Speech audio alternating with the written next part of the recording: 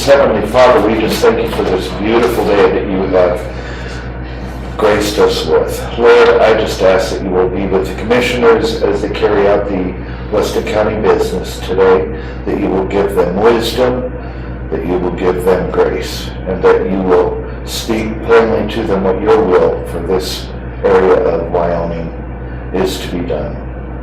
Lord, we just give you all the praise, all the glory, and we just thank you for who you are.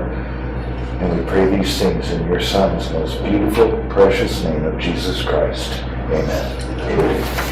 Marty, did you do the pledge? Absolutely. I pledge allegiance To the flag of the United States of America and to the republic for which it stands, one nation, under God, indivisible, with liberty and justice for all. Thank you, Marty.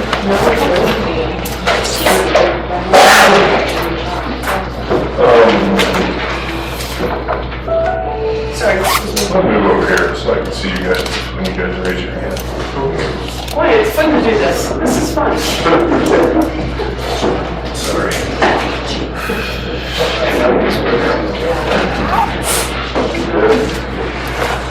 There. Maybe a little cozy. I got one thing on the agenda to drop off. This is on. And one thing to add, we've got a resignation on the airport board. Do it at 10:05. Okay.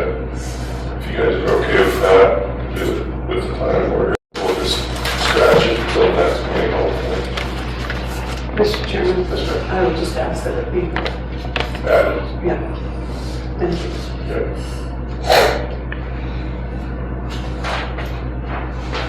Any further additions or changes to the agenda?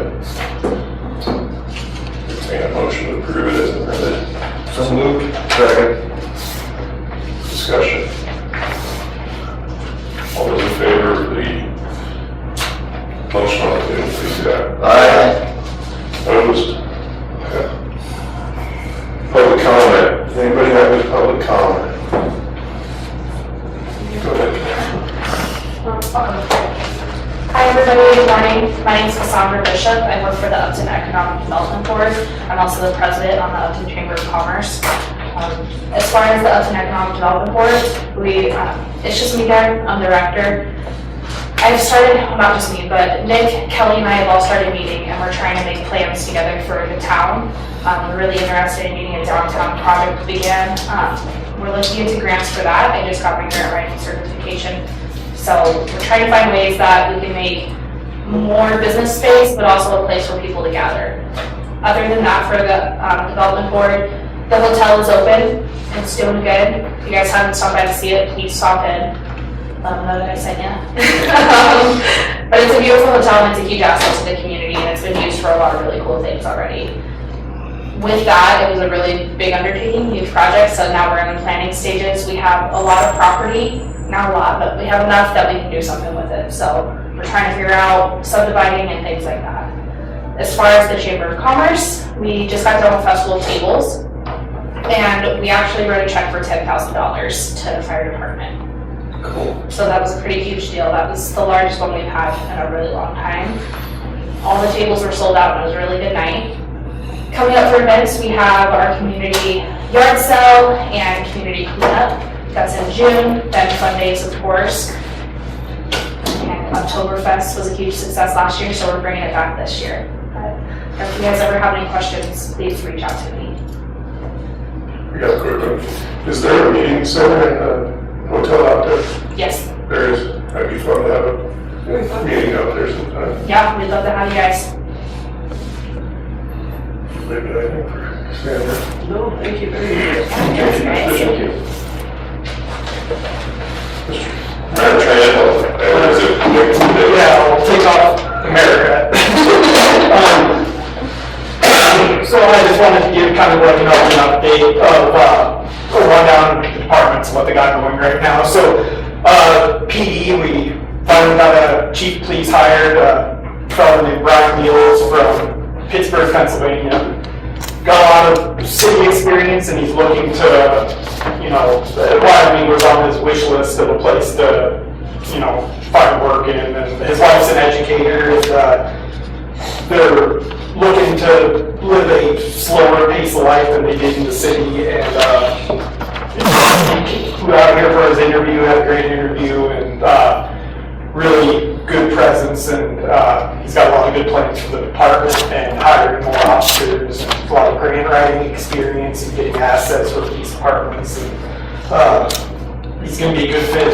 Sheriff Colbert helped us during the interview process and has met him, and they've been in frequent contact about evaluations and things like that are needed for Wyoming certification, getting all those ducks in a row. So thanks to Sheriff Colbert for his help in getting this guy. And we reached him through national advertising because, you know, we were blasting out to every law enforcement agency across the country trying to get these spots filled. And finally, the hook set. So some good news there. Finding housing was a tricky situation, but he finally found a rental, and he's going to rent Chief Bridges' place next to the police department. So then other house is being built.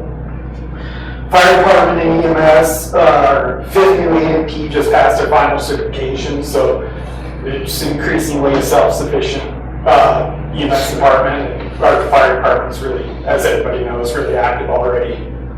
You know, it's kind of early in the year, it feels like. But so good news with EMS, we're gonna also run another round of certification trainings for a higher level of EMS. I'm not sure about the terminology of it, but you know, these are basic EMTs, but there's, you know, an upper echelon that the woman here that's teaching our EMT classes, she's able to also facilitate these higher level courses. So she's gonna do that, and if there's enough interest, also run another round of the basic EMTs to see if we can bolster our EMS force even more. And as always, Newcastle or anybody around the county is free to enroll in classes too. The town of Upton just pays for Upton residents to take it though.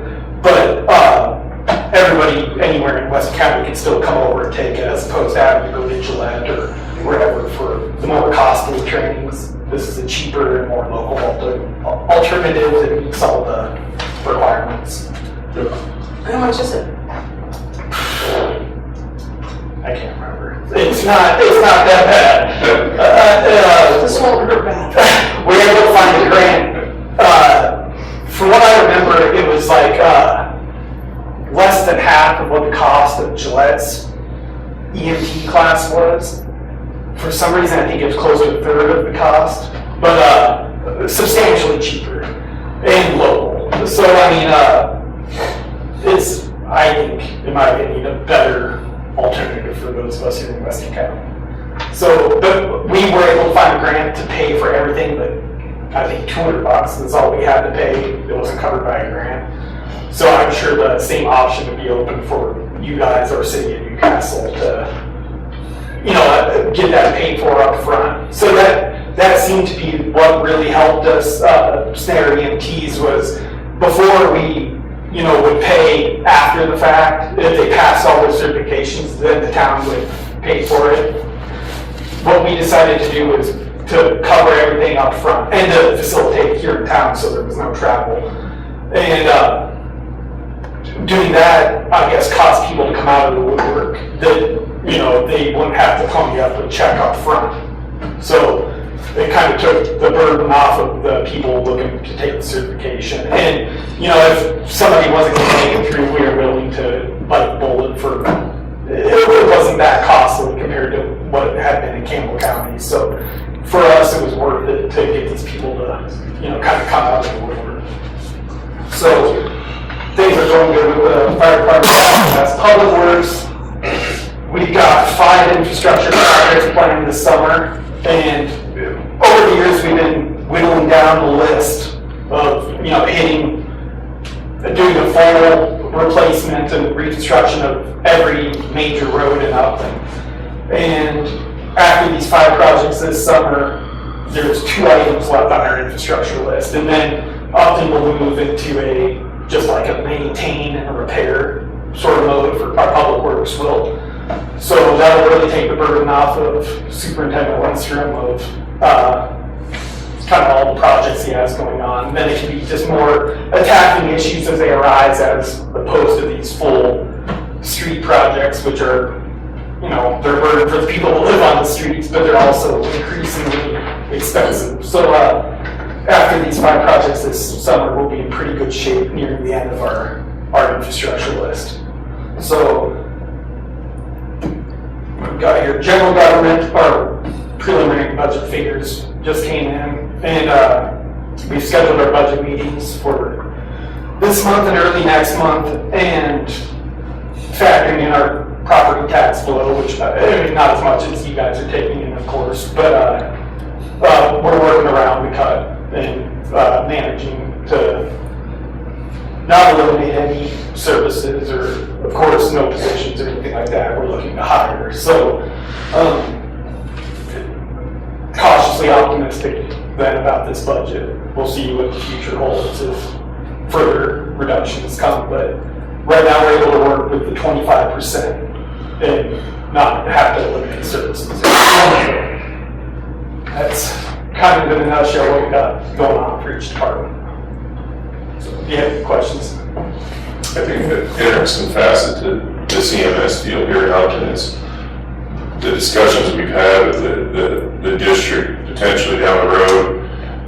That's where Newcastle, I think, really stands to lose a lot, because Upton has been in the struggle for a lot of years of maintaining a ambulance service that has been a nonprofit kind of deal, and a lot of these EMS folks just show up, you know, they're not paid. It's all volunteer. All volunteer, yeah.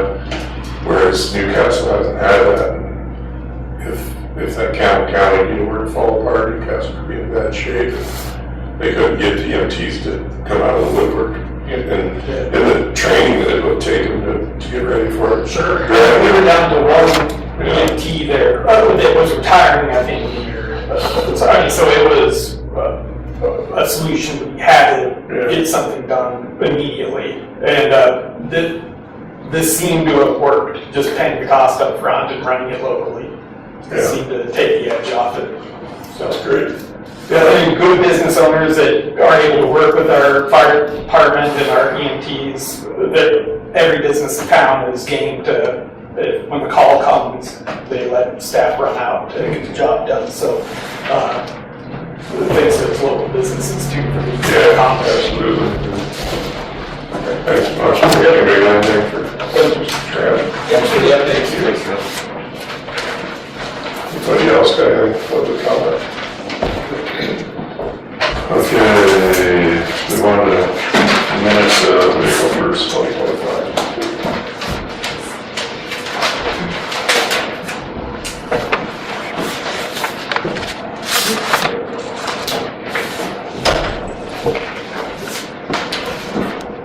Yes, Mr.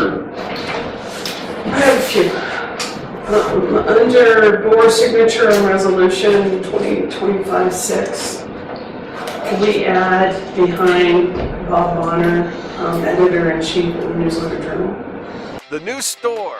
This is the one-stop shop. We have a pharmacy. We have a bootlegger's liquor. The deli, the food that you can get at a lunchtime is so amazing. The coffee shop. Certain Friday mornings, there's 30 people sitting here in all these chairs. This is the hub for people to come and visit, have their coffee, have their donut. It's amazing what this area has done. Totally amazing.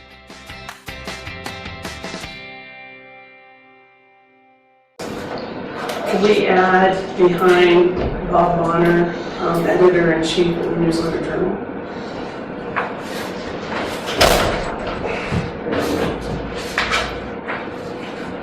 I think you already did the one on top and put the word to in. I think you got that one. Under board signature on MOU, Weston County Commissioners and their board, could we also give Paul's with which company he's with? Okay, please. Good call.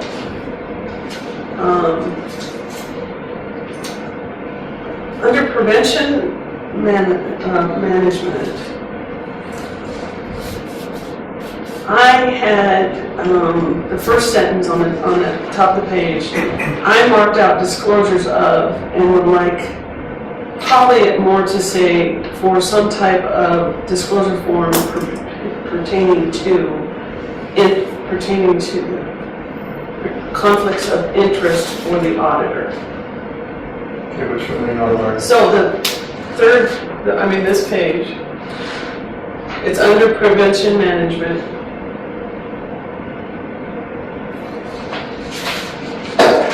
Can I approach? Sure.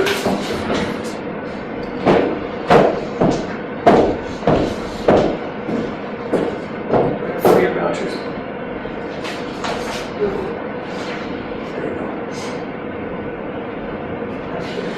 Oh, yeah. So I marked out disclosures of, so for some type of disclosure form pertaining to conflicts of interest for the auditor. And then the second one, under there, maybe a sentence that says, all subsidiaries of county government will be asked to fill out this form after the Board of County Commissioners develop a document. That be okay? Just you can have that. Just for clarification for future people that read it. Thank you very much, Mr. Chairman. Editor. Support. Can I take a motion to approve the minutes of April 1st, 2025 as amended? So moved. Second. Any discussion? All those in favor of the motion to approve the April 1st minutes, please say aye. Aye. Opposed? Executive session minutes of April 1st, 2025.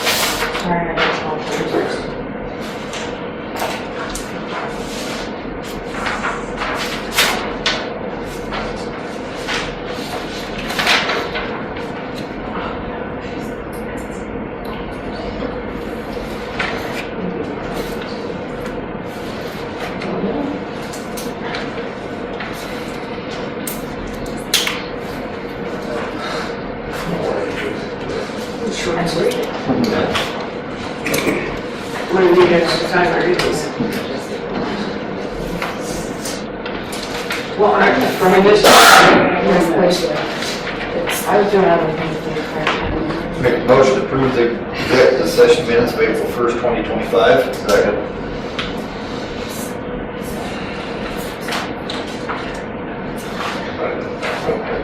Got that motion, properly second on the floor to approve the executive session minutes from the April 1st meeting. All those, any discussion? All those in favor, please say aye. Aye. Opposed? Big one.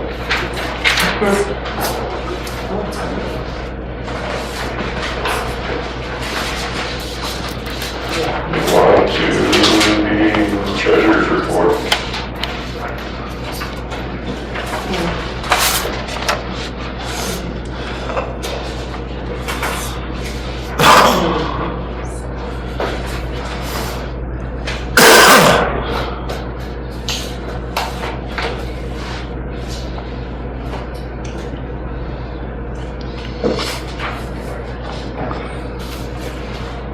Yeah. I still at some point would like to have a discussion a little further than just what CDs, what the investment strategy is, especially now that we're having some interesting times that may be coming down the pike. I don't know if we should have, the discussion and then ask the treasurer or pull her in or, how long is some of this money out? Some over 4 or 5 years. Right, and what's the interest on them, and are we, I guess I'd like a little more input. of what we're doing and how stable or are we? Just because we may have to tap into. I'm not thinking it's gonna be terrible, horrible, but Might not be a bad idea, just add it to the next agenda, invite Susie in and have a 15-minute conversation. Yeah, I like that idea, you know, this is where we're at, where do we want to be with our investments, you know? right. And you're right, we might be in this some interesting times, where I hate to go dip into it, but I don't want to either. I mean, but I'd like to know that if it's something there. catastrophic happened, we'd be okay. Yeah. Yeah, well, let's do that.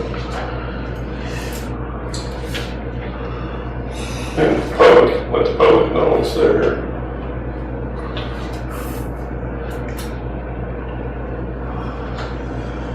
So we just had a trip, we had a little bit of everything here. What else is in there?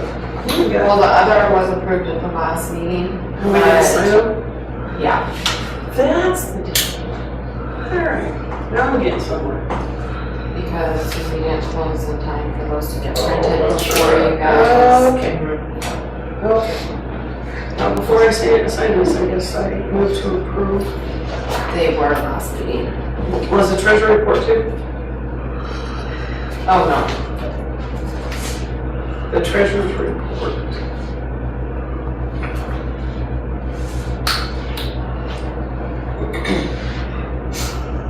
Guess I'm not signing it. Did you make that motion? Yeah. I'll second it. Okay. You need to go get yourself a record sign. You start off and you got it right there. Got a properly seconded motion on the floor to approve the treasurer's report. Any discussion? Further discussion, I should say. All those in favor, please say aye. Aye. Opposed? Okay.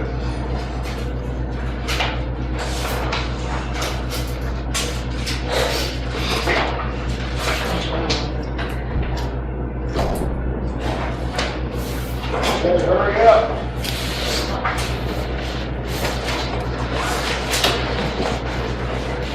Yeah.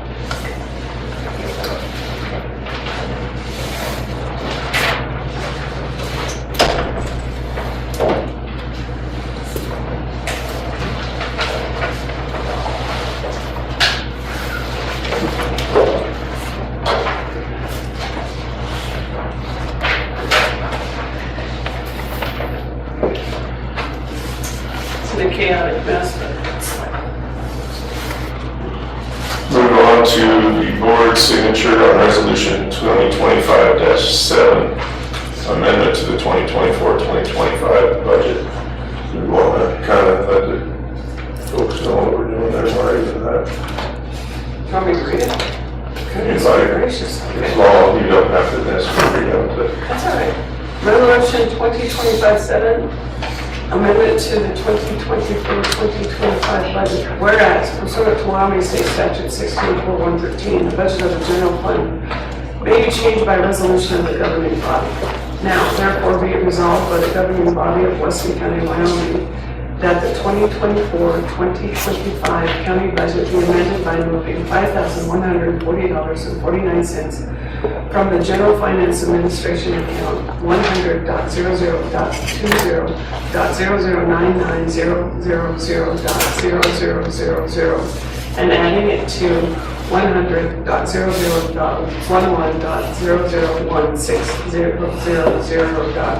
100.00.11.001600.0000 titled District Court Juror / Witness Fee, which will have an expenditure amount of $7,076.78 by moving $14,996.49 from the General Financial Administration account, as the account number was described before, and adding it to the 100.00.11.018.0000 titled District Court Special Attorney, which will have an expenditure amount of $4,916.75, and by moving $850 from the General Finance Administration account 100.00.20.0099.000.0000 and adding it to 100.00.16.0021.000.000 titled Airport Repair and Maintenance, which have an expenditure amount of a negative $6,475.30. Be it further resolved that the 2024-2025 county budget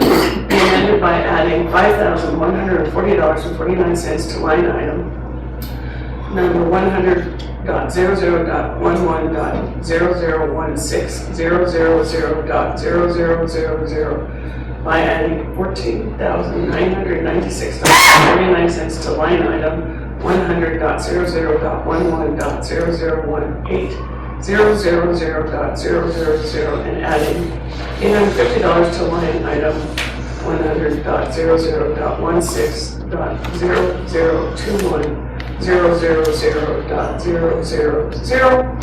Whereas the Board of Commissioners resolved to amend the 2024-2025 budget with an effective date of April 15th, 2025, dated this 15th day of April 2025 in Weston County, Wyoming.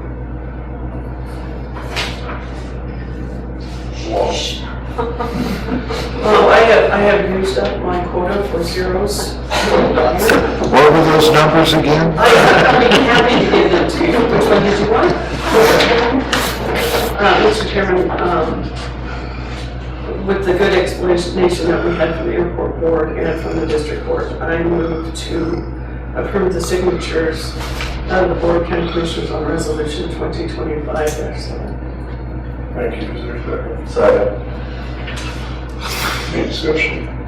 I'd just like to add, a lot of this, we've had a lot of extra expenses in our courthouse this year, and that's part of what's going on here with this deal, so. Any other discussion? Yes. Yeah, just for the, for the public, there was some repairs down at the airport, there was unanticipated repairs on some hangar doors, that's why there was stuff there and extra cost in the courtroom. Dr. Chadwick. This will be up on the website, the resolution. Okay. All in favor of the motion on the floor, please say aye. Aye. Opposed? All right, bid opening is at 9:30, Heather. So we got 3 minutes.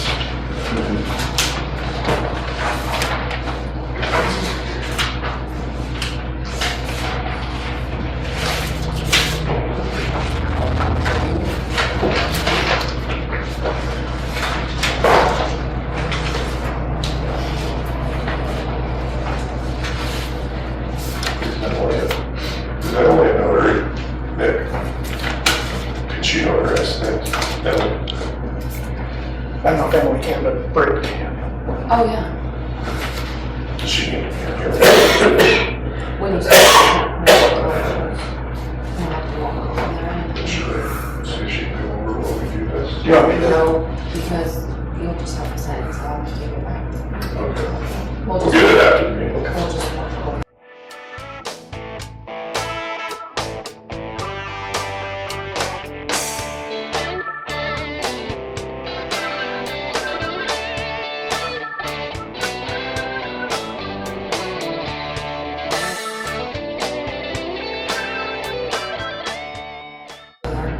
Either the bank, I guess.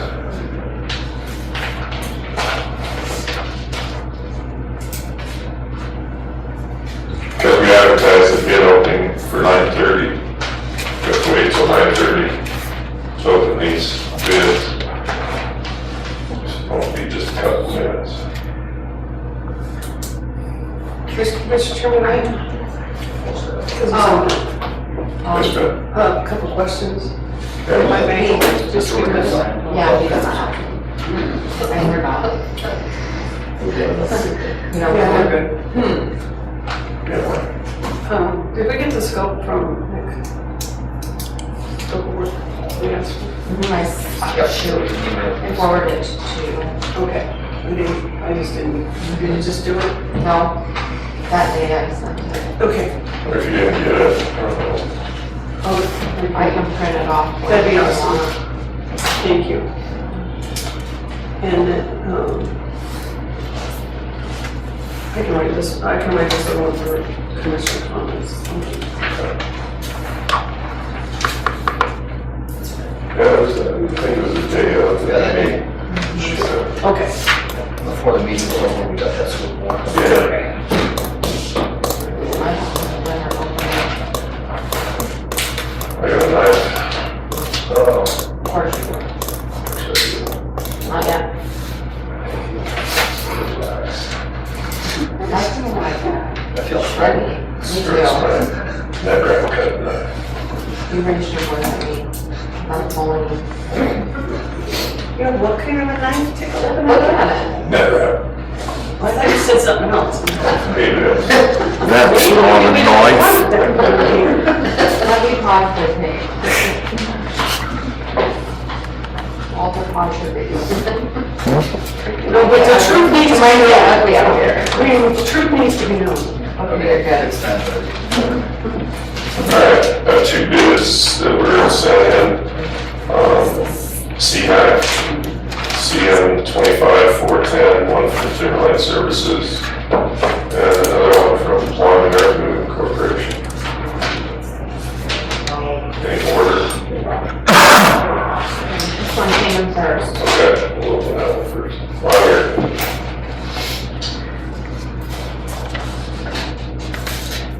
Little beat there.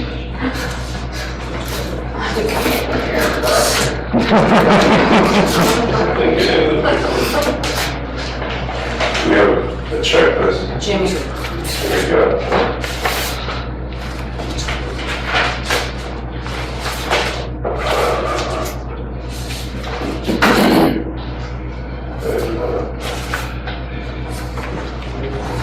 Yeah, Okay, this is Wyoming Earth Moving Congestion Mitigation and Air Quality Improvement Project. Bid bond. there. Mhm. Right? Surety company, our attorney, letter.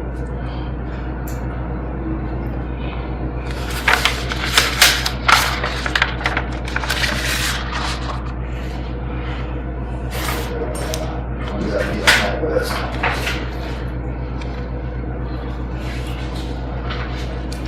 It's not from the Secretary of State. No, it's from Old Republic, it's power of attorney. No, what is that exactly? Part of the surety. Or bid bond, isn't it? Yeah. Or the bid bond? Yeah, surety company. It's a surety company. Bid form, project ID.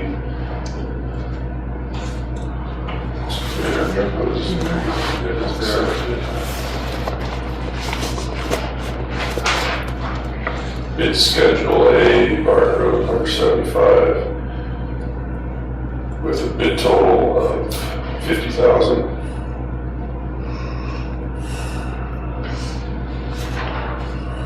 Scope of work. Should I read that? This project consists generally of watering and grading portions of one existing county road and applying mag chloride solution to the road. Barton Road number 75 is the project, and it includes applying mag chloride. We sprayed at 0.25 ratio to 4.2 miles of Barton Road 75. There will be 2 applications of mag chloride at this spray rate. So is that 0.25 of what? Can anybody answer? Quarter gallon, square yard. Okay. Let's go work. It's signed by Ms. Aaron. Is it Straw? Yeah, Strobel doing it. Yes, yes, sir. Bid certification. Submitted April 10th, 25. No subcontractors utilized. Certification of suspension or debarment. Good. Yep, all those.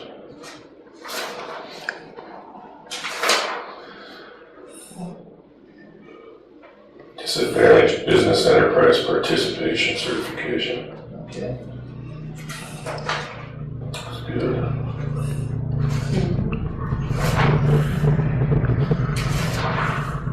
Registration with Wyoming Secretary of State. Got it as a yes and a yes.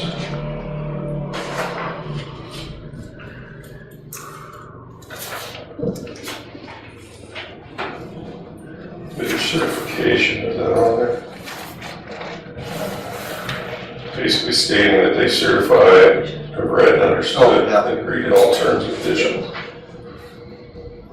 State of Wyoming, certificate of residency.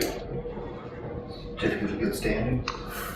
No, I'm assuming this is under the residency requirements.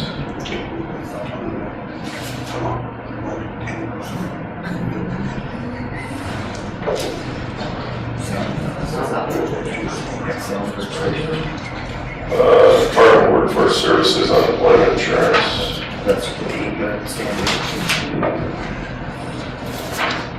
Also, good standing.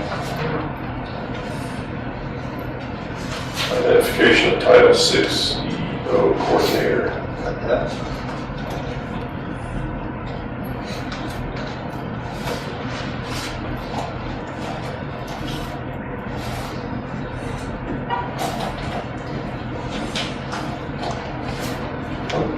And this would be their registration with like their unique identity ID and a page code. Fans. Yep. Yeah, acknowledgement. Probably was. You did say. It was on there. Everything's been met down. Yeah. Get balance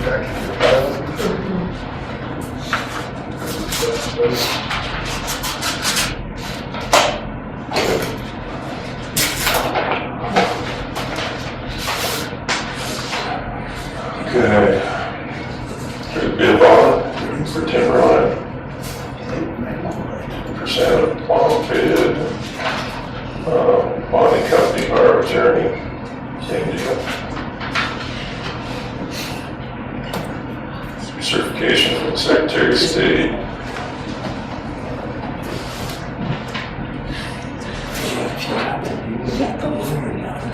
Bid submittal. Wait, how that? Bid form. What's this?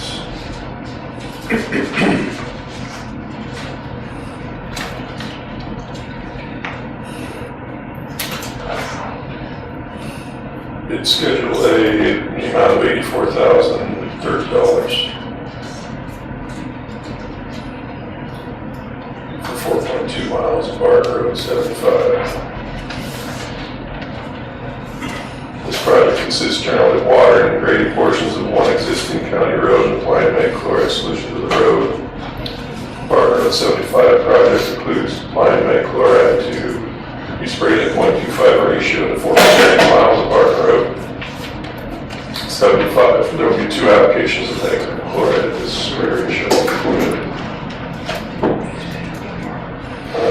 Articles of incorporation, certification.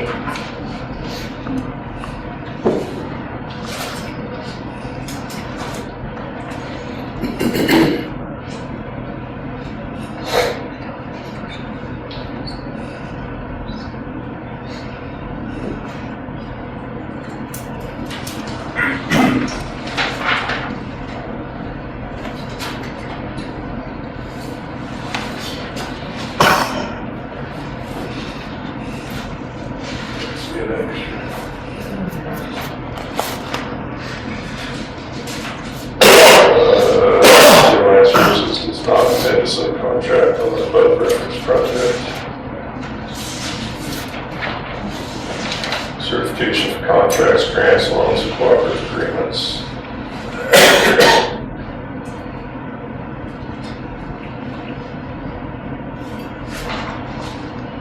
They checked all good on that.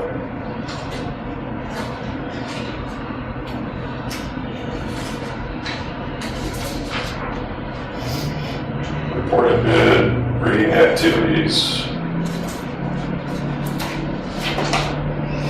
There is a corporation or limited liability company.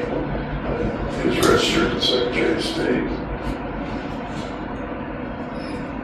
Wage compliance requirements.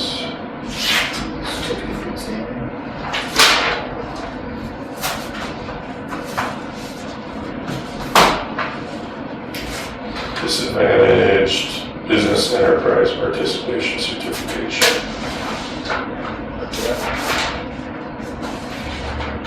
Standard Title VI assurance non-discrimination provisions. Appropriately marked.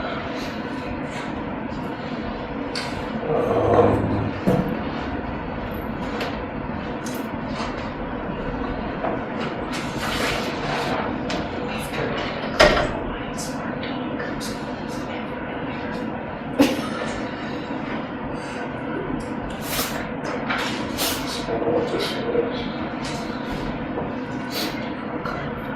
Just assurance in every contract or agreement subject to the acts and regulations of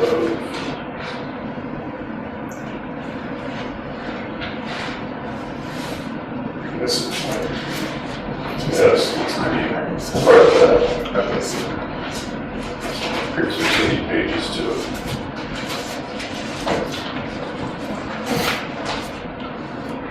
Certificate of residency.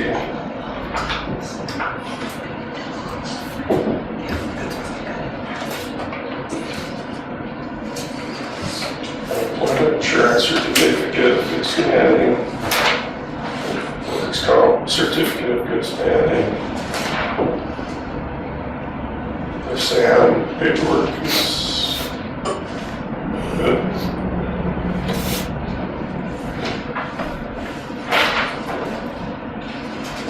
That's it.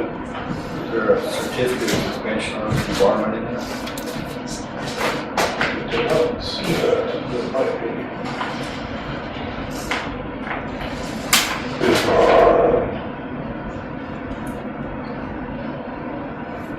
power of attorney. Secretary of State. It's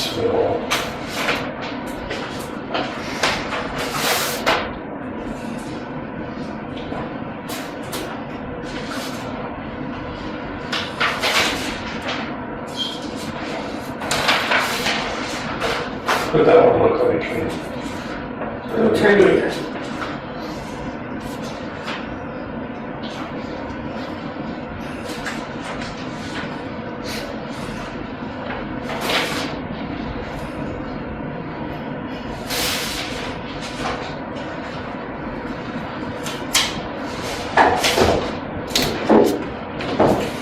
there. Oh, yeah, there, okay.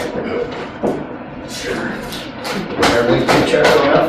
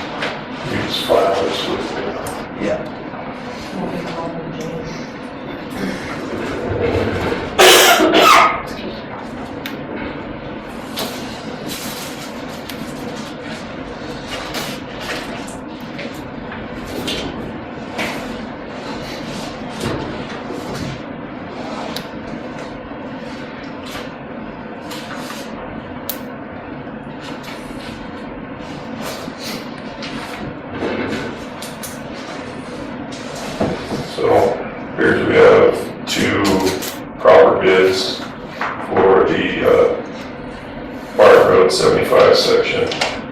WBC, total of $50,000, and Timberline, total of $84,030. Pleasure of the board. Jim, do you need to look over these? Trying to do, where you didn't see one. You want to look these over, make sure it's all, everything's in order. Just a bit of declaration sheets. That was just declaration sheets. This is what, Yes. okay, this, just to keep this straight.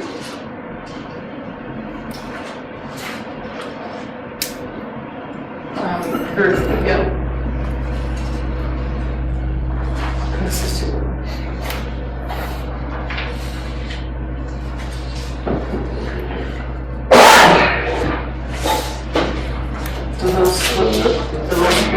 Okay. Keep in mind that the approval is contingent on my, Yeah. Absolutely, absolutely.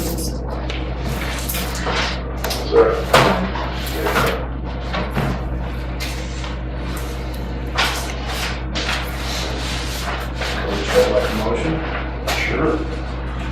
I would move that we give the CMAC project on the Barton Road, award bid to WEC in the amount of $50,000, no fees, contingent that it, YDOT approves it too.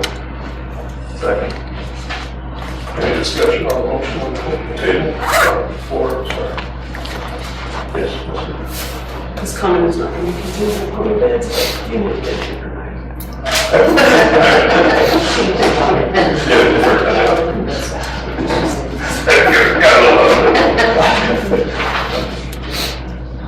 Thank you. Any other discussion besides mine? All those in favor of accepting WEC's bid of $50,000 and no cents for the R-75 project, please say aye. Opposed? Okay. Thank you guys. That's it. Thank you guys for bidding. You need better idea. Thanks, Marty.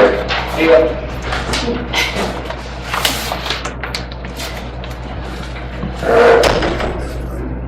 Thank you, Glenn. Have a good one. And folks, whoever. Mr. Chairman, Yes, ma'am. just have a couple minutes and something just to clear up for the public, understanding why we're opening the bids. Because the bids have to be opened in the public with the county commissioner involved. Sometimes you don't see it in other counties the way you'll see it here because they have engineers, they have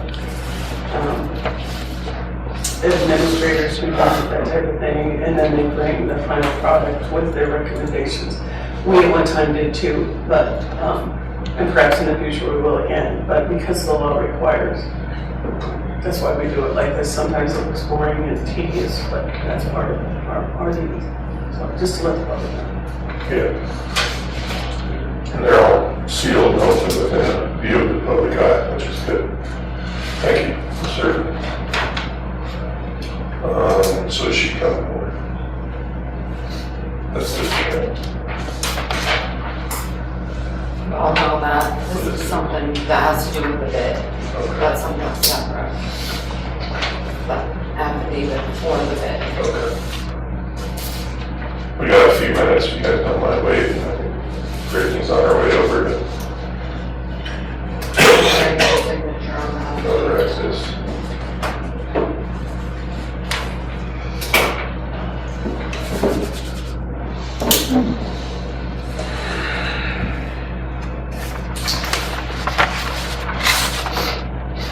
Pretty exciting today, Walt.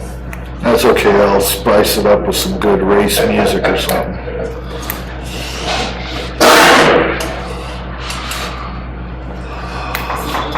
We go find out what the super secret recipe of those brownies.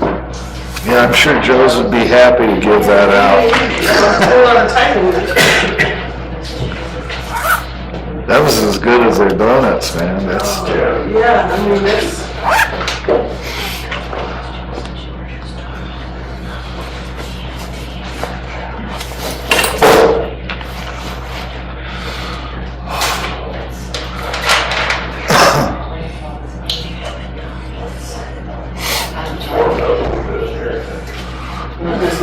It's not. It went from 69 to 72. it's always shining on that thing. Exactly, it's just no illusion. That's why you always put this on the line.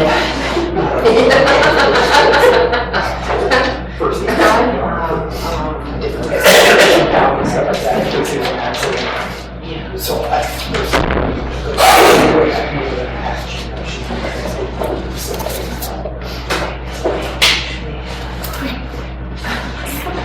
She's like, it's some kind of hair.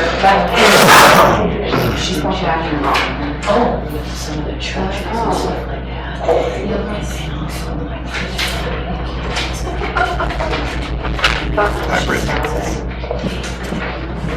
A different hair.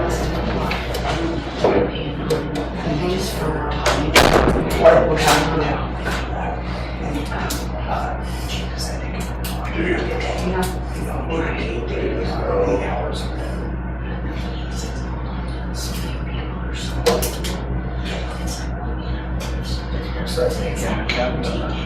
About 59. oh my gosh, that's scary.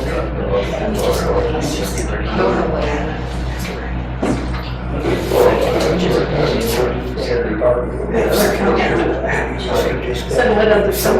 Bad reactions.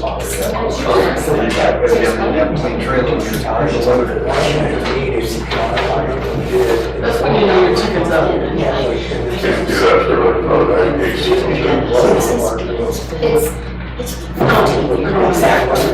got hit in the face with a monster. Can you explain what they're gonna do on Barton Road, please? Yeah, they're You gonna, just understand what cement is, not chloride. they're gonna put down some mag chloride to try to stabilize that road. Isn't that for winterizing? No, dust from everywhere, and more also dust suppression, and also when you get rains on it, it tends to firm it up. You know, this last big storm that we had over that week, it really got pretty sloppy. It should hold those potholes better. And however, eventually potholes break down in it anyways, and you know, a rough road too, but it's the one thing that'll bind that road a little bit better. It's a liquid form Yeah, when it goes on. and it's a little bit corrosive to vehicles, so some people don't like it, but it's not the answer, really good answer to The majority of the bid for the chemical itself, or they're putting it on, I mean, you're just spraying it on from a, yeah, try not to drive down the road. so they'll be able to do the job probably in a day or two? I would guess a week. So do they have to grade it first? Yeah. They tear it up and water it, and mix it in the top surface and lay it back down and back it down. A lot of times it extends the life of the road, 5 or 6 years. It does. And then when it deteriorates, it deteriorates. We try to keep on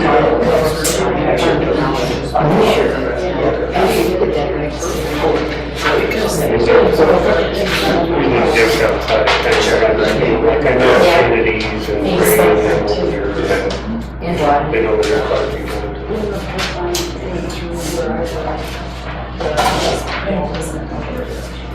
They did the people on my house and it's still suppressing. Okay, call one up and have them put it in my driveway. I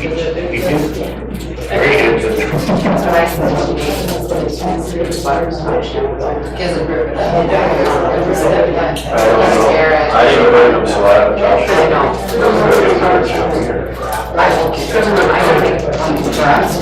It does have a little hole. One out. Access hole right there.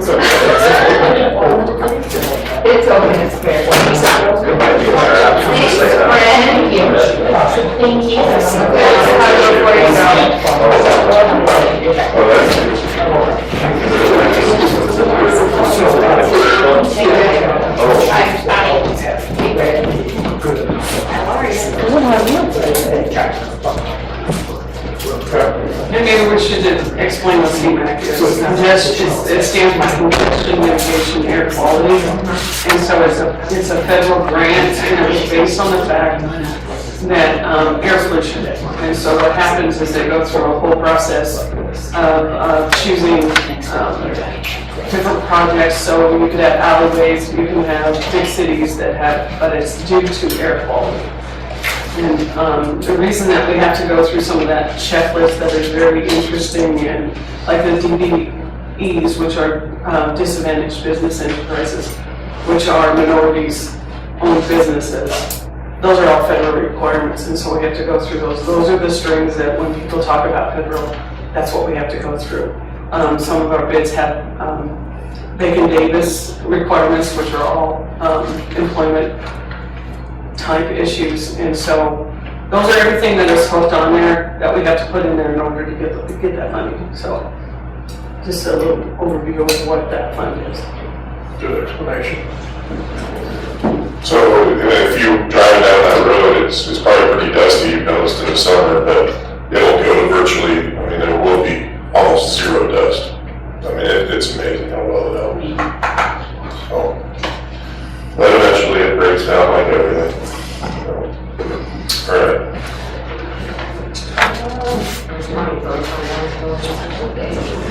Did we not sign this one last one too? This is a different one. This is the one where we asked for the, No. oh, this is dry creek. New one. Okay. So, board's signature on County Road Fund Project Eligibility Certification Form. This is for Dry Creek Road number 13 to resurface the road with community-based gravel. And with an amount of $250,000 estimated. So this is certifying that it'll be used, county road funds will be used for Dry Creek Road.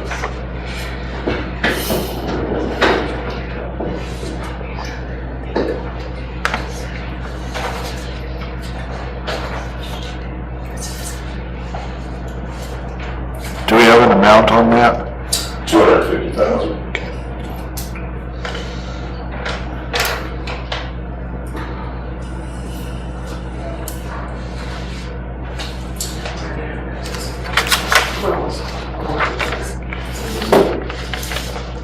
Make a motion to approve the board's signature on county road front eligibility certificate for the Dry Creek Road in the amount of $250,000 to resurface with J-base. Those are the types of questions and conversations you have to have without telling people they're stupid, without boycotting people's businesses, and without making someone an enemy for life. We have to have the conversations about this stuff. And you're right, people are now starting to figure out what all these services are costing, and it's because the conversations are more open and transparent. Well, and I think that, a lot of people were at the meeting where we hate districts, but I think that trying to create these districts is what makes people talk about what we spend money on. Mhm. You've got taxing districts for your museum, your hospital, your fair, your this, your that. It is an ambulance and making sure you guys have EMS services in Weston County more important than making sure that you have a museum or a county fair. Those are the discussions that people are going to have when you're talking about whether you have an ambulance to.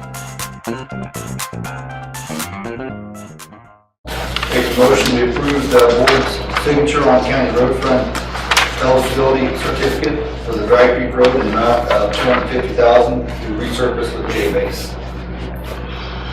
A motion properly seconded to resurface Dry Creek with the amount to not exceed $250,000. Any discussion?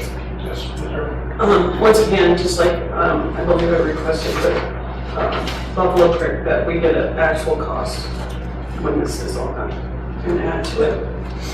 So for the County Road Standards Committee, they'll know the actual cost.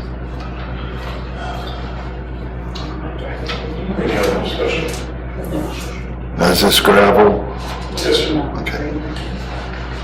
All those in favor of the motion on the floor to approve the $250,000 with amended, do you want that amended in the motion, Marty? I think it's understood. Okay. Yeah.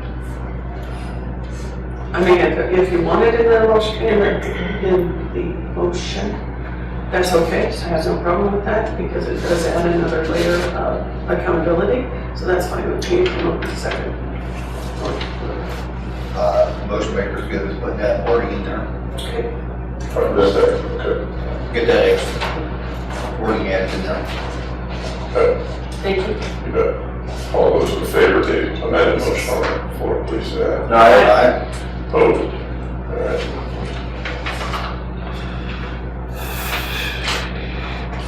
So now, yeah, we move somewhere. So now we're right on to next week.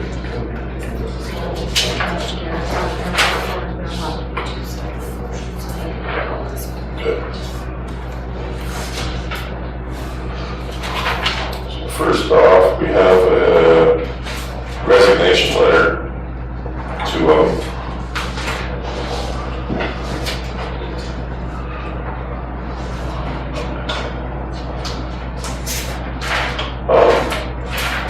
first one is from Miss Liggett. This was my regret. I must resign from the planning board due to unforeseen circumstances with family. I do not have time to devote to this board. Jennifer Liggett. And the second one is from Dana Dockendorf. It says, I'm interested in being on the board, however, I'm aware for several months at a time it appears we do not have or don't want to use a remote meeting capability. This is for the airport, right? If that is the case, excuse me, then please remove me from the board because I wouldn't be serving well. However, I will volunteer to host a remote capability via Zoom if the county wants to leverage it for those meetings. Just trying to help if it is desired. If not desired, then please remove me from the board. So you're going to abstain from this one right here. Okay, so we'll need two different motions to accept resignations. Do we want to have a discussion on the Zoom issue? Probably during the discussion phase of the motion. Okay. Mr. Chairman, I move that we accept the resignation of Jennifer Liggett off of the Weston County Planning Board with regret. Second. Motion properly seconded to accept Ms. Jennifer Liggett's resignation from the planning board. Any discussion? All those in favor, please say aye. Aye. Opposed? Okay.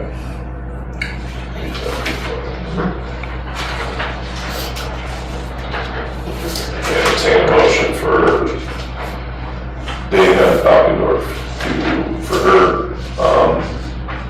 resignation to the airport board. Make a motion to approve Dana Dockendorf's resignation from the airport board with regret. Second. Probably seconded. Any discussion on Ms. Dockendorf? I know that you are part of it, but what's the discussion on the video? The request of the Zoom meeting, or the opportunity to be able to attend Zoom, which we do not have for the airport board and the meetings, was a request in the letter of the resignation, although, to be honest, I don't know what Dana looks like. He's been on the board, I think it has been probably 6 months or better. It's been a long time. And we haven't seen his attendance at meetings, so although we don't offer the Zoom opportunity at the meetings, we are interested in someone that can attend in person. Thank you.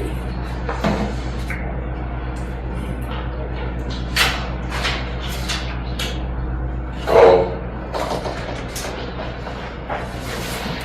Mr. Dockendorf, are we going to, I guess, being as you're here with your knowledge and being involved, I know you want to abstain from this, but what recommendation would you give the board, I guess, and or would you feel comfortable giving us a recommendation on moving forward with this?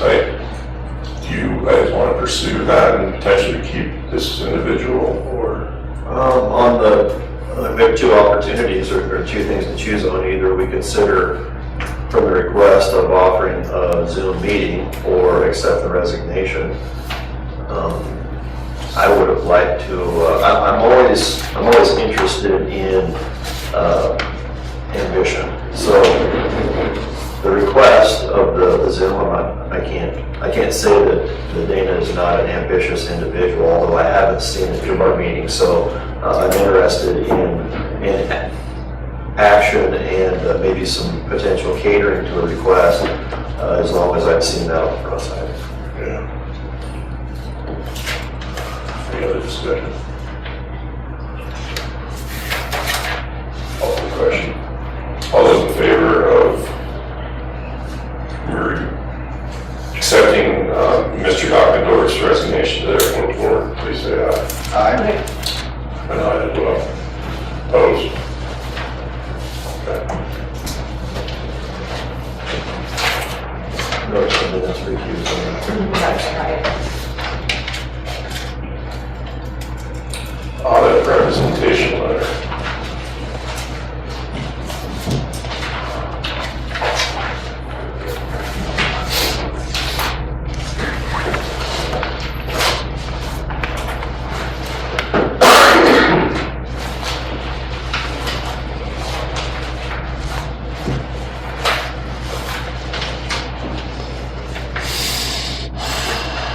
So this is a letter to Leo Riley and Company, who does our audit for us, has for a number of years. Basically stating that we fulfill our responsibilities necessary for those audits, and we haven't withheld any information that it's government specific or as to employees or financial statements. And that we're doing our due diligence to operate a transparent form of government as we can. Something we do every year when they do their audit, right? So, everybody would please see that. Send that on. I have one thing. Is that the letter? Yep, that's one. Email. I got one, thank you. Entertain a motion for the chairman's signature on the audit representation letter. So, Second. Got a probably second motion on the floor for my signature.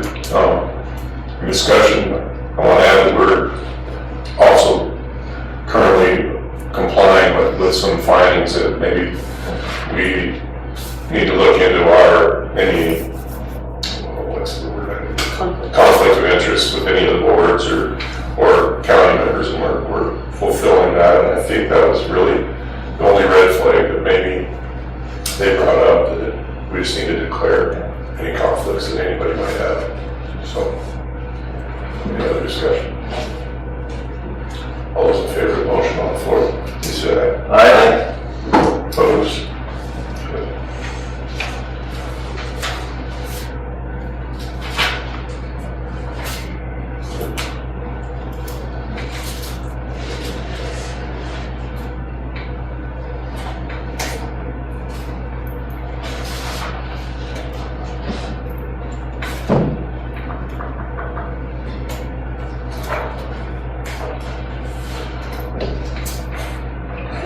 Chairman's signature on Amendment 1 to the grant agreement between Wyoming Department of Health, Public Health Division, and Weston County.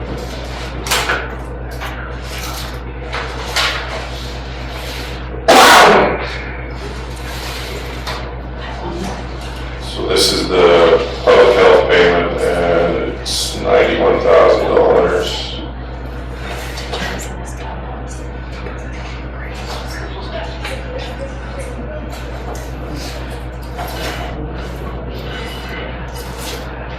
Total grant of $91,000. Everybody get a chance to look at this. could you just tell me if it's an amendment to the grant, what was the grant?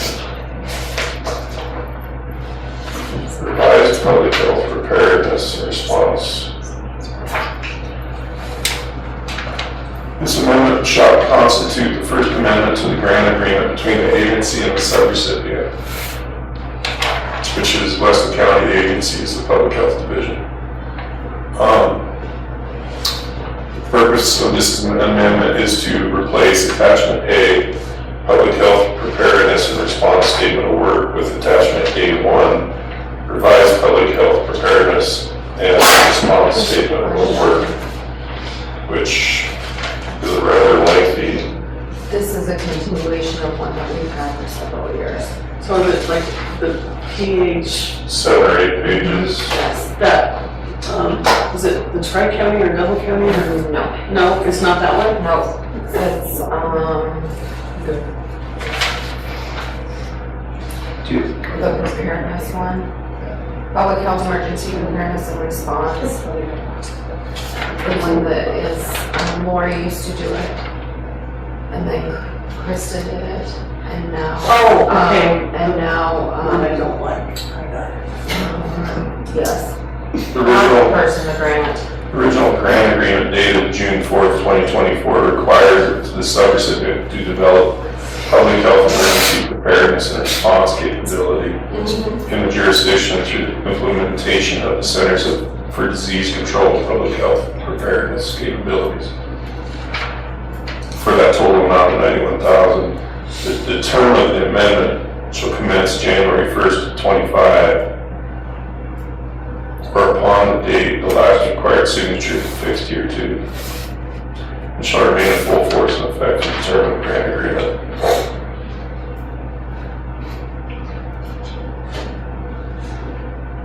So basically it's that 8 pages. They made some changes in the literature in those 8 pages. How time sensitive do you suppose it is?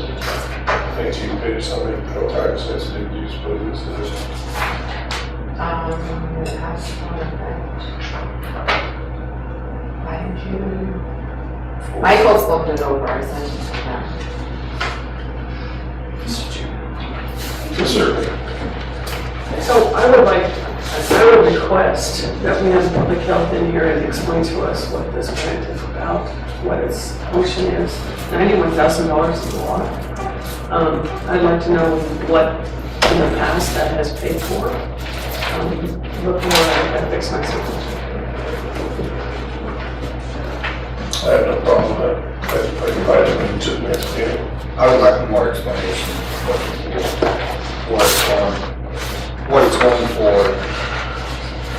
who's administering that. Or what it went for. Yeah. Just an overall view so that we can understand what those taxpayers' money are doing and the functionality of it, the effectiveness of it. I just would like to know. Almost feels like taking back to some of the COVID funds, doesn't it? Interestingly enough, it does feel that way, and I'm not sure where we are on that, and I'd just like to have a summation of what's going on with that, is possible. Okay, with me, if it's okay with the board to take a look at what is it, May 6th? Do you need a motion for that? Sure. Mr. Chairman, I move that we table the chairman's signature on Amendment 1 to the grant agreement between the Department of Health, Public Health Division in Weston County until the first meeting in May 6th, 2020.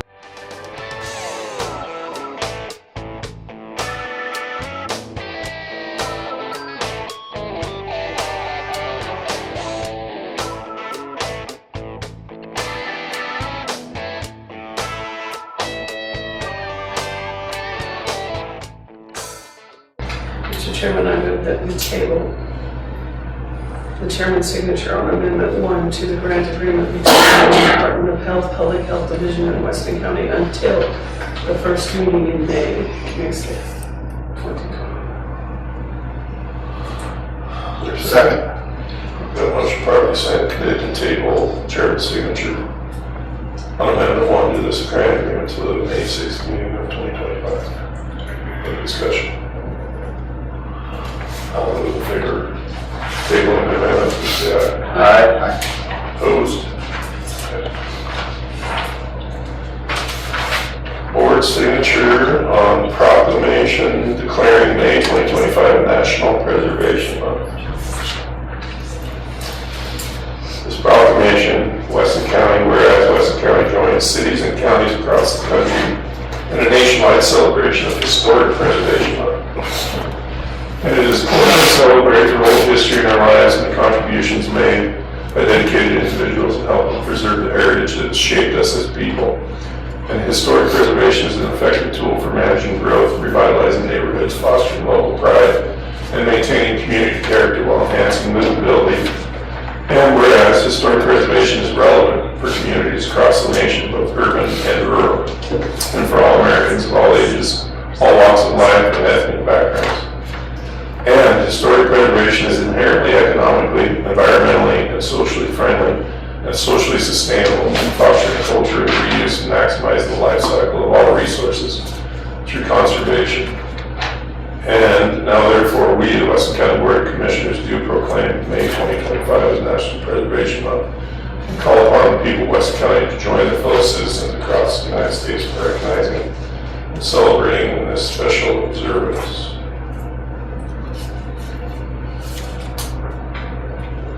Do you have any input on claiming May as National Preservation Month?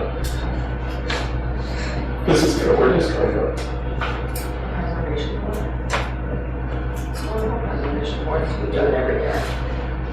You want to stay on the good side of the group? Yeah. We're still dumb. Yeah. We do this every year they do May as that. And Mr. Chairman, no offense to everybody on this board, but we could use some preserving ourselves. And I think by us doing this, it actually opens some avenues for them up for some, I mean, it's not a lot of funding, but they can get some funding because since we did our part of it as on the county side, they can get their part on their side.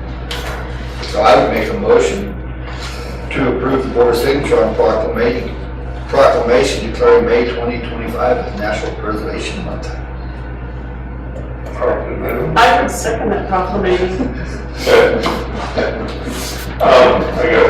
So in discussion, why is historic preservation is inherently economically, environmentally, and socially friendly and socially sustainable? That's the one paragraph I didn't want to hold there. We are, Mr. Chairman, Yes, ma'am. our little county has sustained county business in a courthouse that is 115 years old. Therefore, we have not built any new buildings or added any to the infrastructure. We have maintained the historic presence of that building. And in many ways, that building also is a draw for people. If you've ever been there in summertime, on certain days, there will be people that will park in the middle of Main Street and take pictures of it and walk around in it. It has a wonderful, the trifecta of that top of Main, so you have the Carnegie or Carnegie library and then the historical post office has quite an effect to our little community and is quite a draw. And the neatest thing about historical Western towns is that we still have a piece of that. And so you can step into our little town and feel that maybe you step back and maybe the clocks need to go back a little bit. Other reasons? Thank you. I just wanted to say something kind of in support of what Marty said.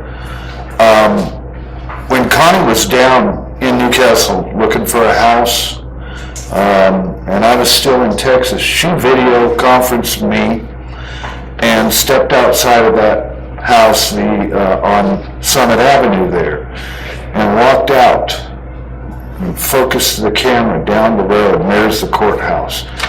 That drew me immediately right then and was part of the reason why even not coming to Newcastle at that time, I already had decided, yeah, I think I want to move there. So And also, Mr. Henry, the old town right here in Upton Yeah, that's cool. is an intriguing piece of history that you can see where we came from. And why they didn't stick with the name Marino, I don't know. But just interesting, that's a part of it. It's a draw. It's, if we don't know where we've been, how do we know where we're going, sort of thing. And so I'm always excited for this kind of thing. We just had we have several books that are out there now that are recording our history.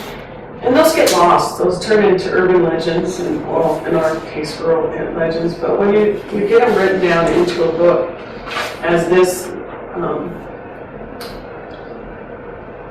society helps pay for those sometimes and encourages them. Yeah, I'm not arguing and not accepting this, I just, some curiosity. I mean, I'm a board member of the old town, so I'm very interested in that kind of stuff, so. Maybe just Go a ahead. You know, in it, like the Dan Miller Museum, it preserves the history of how that museum, what it used to be in the former days. And the red onion. You know, and the red onion over here, it's, And we really don't want to see things like Cambria disappearing like it did. We don't want to see that anymore. Do you think this actually gives them an avenue to apply for funds? yes, on our side, by upholding our end, the people on, way back wherever they may be, they realize the county supports this historical preservation act, you know, for stuff. Yeah. All right, all in favor of board signature on proclamation declaring May 2025 National Preservation Month, please say aye. Opposed? Aye. Sure. Yes, it's been a while. Lucille came in one of our meetings to explain a lot of the importance of why they do it. You know, it's just like it's a proclamation. It doesn't seem like much, but on their end, it's pretty important to them. Letter of support from the community members. Basically, is what it is. Well, Shippo's big in Wyoming. Marvin, it was Irontown before it was Marino. It was Irontown before that? Yeah. I wish they would have kept that. I went down too. What was the basis of it being Irontown? Iron Creek. Oh. Brackish water that nobody wanted to drink. It was like guts of steel. Metallic taste in their mouth. Yeah. In the Merino thing, I believe there was a town in Colorado that was Merino as well. The mail kit was messed up. Really? There's 17 Newcastles in the state. Yeah, right. You know, and there's like 16 or 17, somewhere in there, towns named Wyoming. So, what do we call it? None of us are original. So, I always like that name, Merino too. well, it's so soft. That's the little joke there. Just But it made a very good sports team, the Rams. She Could have been Rams. Could have been Rams. Okay. Infrastructure, you ready? podcast. Quarterly.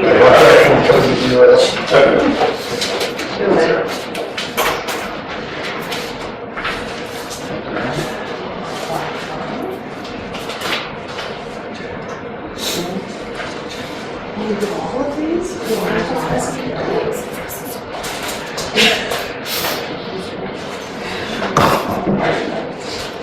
Do you have a stack or video? Sure. Perfect. All right. Well, I'm excited. I don't know, is it more awkward to stand or sit? Okay, I'll do that. So, thank you guys for giving us the opportunity. I want to introduce Dr. Matt Healy, who is the Associate Director for Wyoming Extension. And so he brought some handouts about the impact extension, so I'll let him talk, and then I can give my quick little bridge report. So I'll turn the floor over to Matt. Thank you. Morning, Ash. This is Marty here. This is Garrett Gordon at Wagner. Our clerk, Rebecca Hadlock, and Nathan Todd. Nice to meet you. Pleasure to meet all of you. Yeah. So I'm new to my position. I started in October, moved to Laramie up from Louisiana. So I was doing work in a similar capacity down there. My role is to supervise all the 4-H educators commissioners across the state, so I try to look at every county in the state. And as part of my role, I'm also responsible for just the commissioners in every county. So I know Aaron provides regular updates to y'all, but I wanted to give you the handouts that we passed out to talk a little bit about sort of funding and who we're able to reach in the community. The bigger packet just kind of talks about extension in general, but this by the numbers Weston County thing is what I'd like to focus on. And it just talks about sort of y'all's contributions as the county versus what the university is putting in. So we just wanted to let y'all know that we're very appreciative of all the support that you've offered to Extension and what we're able to do with that funds, other sources of support that come from campus and from neighboring counties. You can see that, you know, as an office, the Extension office has reached 3,600 individuals. I mean, that's almost half the county's population. So that's pretty impressive. It's nice to be able to make contact with that many people, and we're really happy to be able to provide support as well. One thing I would probably note that's not on our nice little handout for y'all is that between the two of them, the educators in your county have brought in $60,000 in outside support for programming. So that's funds that are directly being used to serve the people in your county. So I just wanted to provide that update to y'all. You know that, you know, with what y'all are providing to us, we're able to leverage that into a lot of additional funds. And if you didn't have Vicki and Aaron in your county, we wouldn't be able to identify all those outside grants and all that outside funds to support people in your county. We are at the university encouraging counties to collaborate across different program areas to bring people in from Gillette and from Sundance, for example, to this county to hold joint programming, to work on different efforts that they can combine together as multiple counties. And as part of that, we are asking our educators to attend some additional regional meetings. So for example, we just had a meeting out in Gillette where we had everybody from this area of the state come together and talk about ways that they can collaborate. So I believe when Erin submits her budget request by May 1st, she will be asking for a little bit more in travel funds to support some of that additional training that we're asking for. So I wanted to make y'all aware that that was coming and to show you just all the support that the university provides to your county outside of what y'all are providing for us. Kind of neat breakdown to see it this way. Do you have any questions for? I'm sorry, I missed your name. Matthew. Matthew. Okay. Anybody have any questions for that? Thank you very much. Appreciate it. And it's be interesting to look through. Thank you. And I don't know if Vicki wants to give a little of her update, so I promptly put the handout together and it's still sitting on the copy machine. It was the last thing I printed. So, but 4-H numbers, we're up to 177 youth across 50 project areas. We have 27 volunteers enrolled this year. In the last month, we've had project meetings for robotics, crochet, dog, sewing, rabbit, visual arts, archery, shotgun, and muzzleloader. And then we've had so much fun. Sunday, the project leaders for dog took all of the kids and their dogs to Bongars, and they had a Easter egg hunt in the store and worked on rally and obedience. And so they partnered with Bongars to plan the whole thing. They had, I don't know, 12 or 13 dogs, and handlers show up, and it was spectacular. The kids had a great time. The dogs all did exceptional.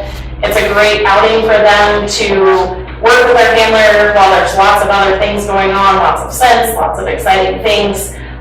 We actually invited Kirk County to participate as well. So that was a really fun, exciting event and something I look forward to doing more with. And with all these project meetings, I wouldn't be able to do it without volunteers. And so as we gear up for National Volunteer Net Week next week,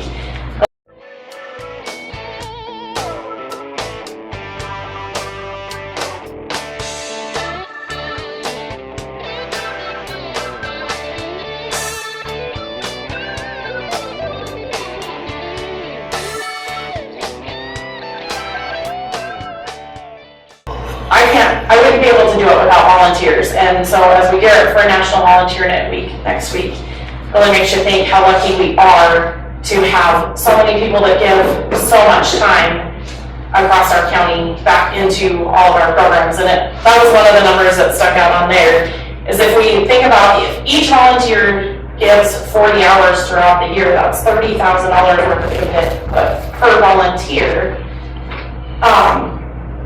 And I just think of my shooting sports leaders. Those guys have been, you know, Cliff and Nick and Cassie and Tim are here one night a week from the first Monday in January until all the way through May. Every single Monday they shoot here. We do the same in Newcastle, except we shoot Monday and Tuesday nights. And that's just a huge amount of hours, you know, I feel like that I ask of them, and they're so happy to do it, and they're so excited to show up for those kids. And then we add in shotgun practices, and they shot on Saturday because it was gorgeous.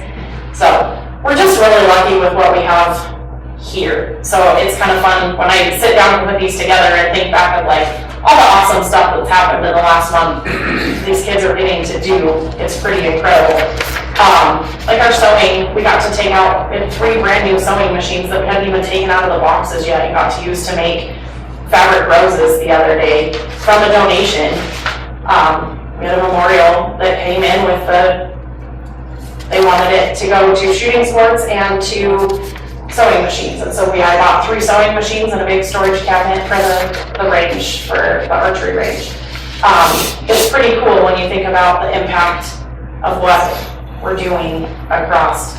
And then we're working on 4-H camp, and fingers crossed. Now is ready for us to bring the 4-H superheroes the last weekend in June. So if you want to come to 4-H camp, we would love to have you. So, and then looking ahead, we're going to blink and County Fair's going to be here, which is kind of a scary thought, but it's going to be nice and we'll be ready. So, if you want to. The rose is really cool.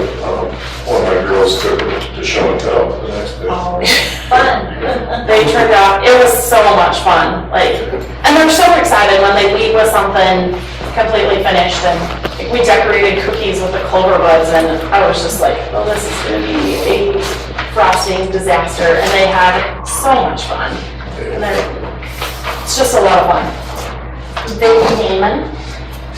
Just so you know, I've been on a really fun search committee. We are looking and hiring, hopefully. I have a meeting yet this afternoon.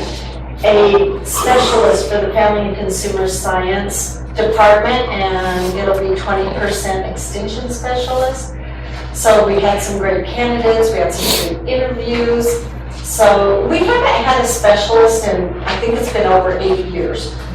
Grace did come on board as a part-time specialist, so that's an exciting improvement for extension. So I'm looking forward to having some more resources, but I don't know what is down there.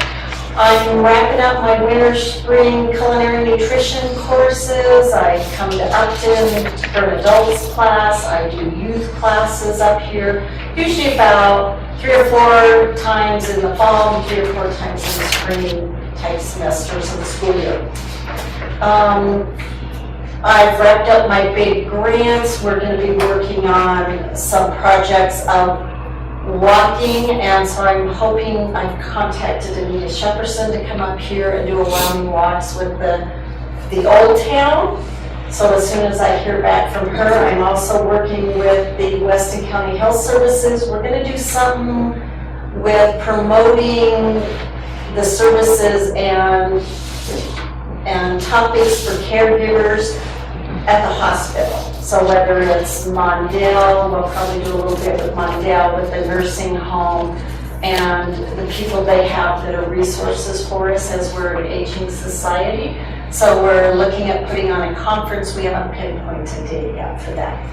Canning is coming up. I've already got numerous workshops planned for food preservation. We'll be doing boiling water and pressure canning, so I'll be on the road a little bit in May.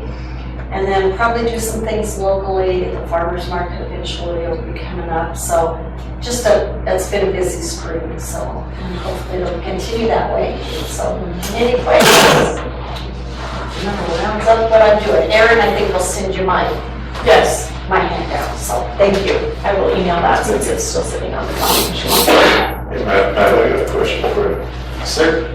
With the legislation that happened this summer, was there any, I mean, did the university see any cuts based off of stuff like these kind of programs? I mean, did they hit anything to affect any funds like to the University of Wyoming to, You know, do you know? that was something we were worried about initially, but as far as we know, we're just, You're funded again what you needed? yes, sir. We've heard some other universities are having issues drawing down funds, but not here in Wyoming.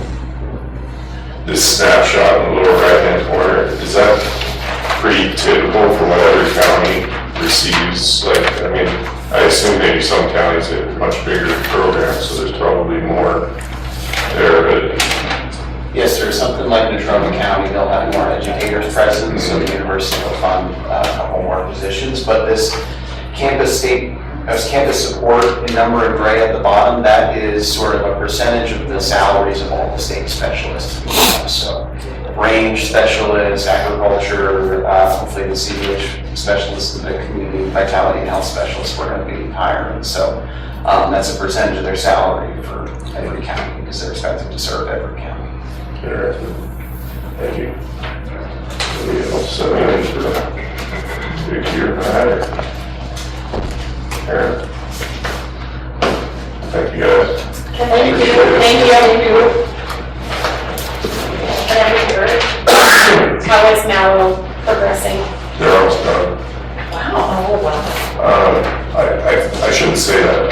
They were 50% done 2 weeks ago. So Awesome. I'm guessing they're getting pretty close. Okay, that's, because the new educator for Clark County, the 4-H educator, moved here from Washakie County. So that's our goal here in the next couple of weeks is to zip up to Mattel and just kind of show her around and meet with Christy and, I can't think of his name. I think he, Yeah, and kind of just figure out camp this year and what we're envisioning, hoping to do, and so. I think Nick said the electrical, plumbing, insulation, the drywall was pretty much out. Basically, they were down again a couple days, well, 3-4 days to mud and paint and primer. And then I think that whites aren't doing the flooring, that maybe the board is doing that. So that was kind of a gray area when that would get completed, and then as soon as that's done, I think they can move everything back in. That's exciting. Yeah, and the bathrooms are now ADA compliant, so, Perfect. yeah, so it'll be an improvement. Yeah, well, that's exciting. That's good news. For 'Cause that, it it was just came some, yeah. and the kids are so excited. We had a couple of the teams in to help start kind of gearing us up for camp and pick theme and stuff. And like, they're so excited to go back to camp and fingers crossed, you know, we don't have a prisoner escape and we can actually have overnight camp.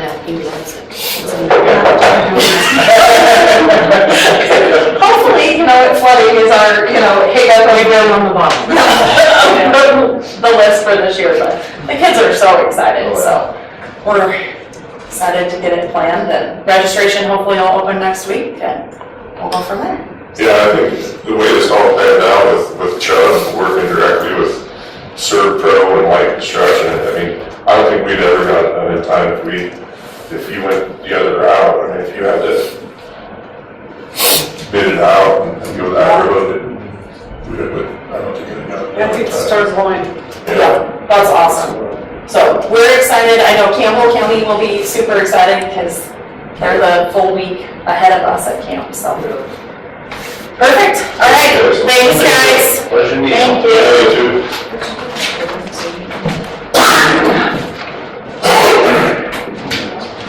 So I read you an email for old business under Title 25.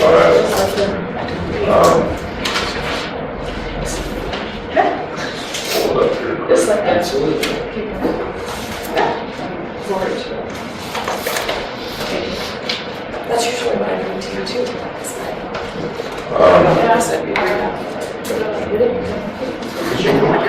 He said, this is from Michael Goldfish. He said, I'll likely still be in court when there's discussion on the Trumbull County matter.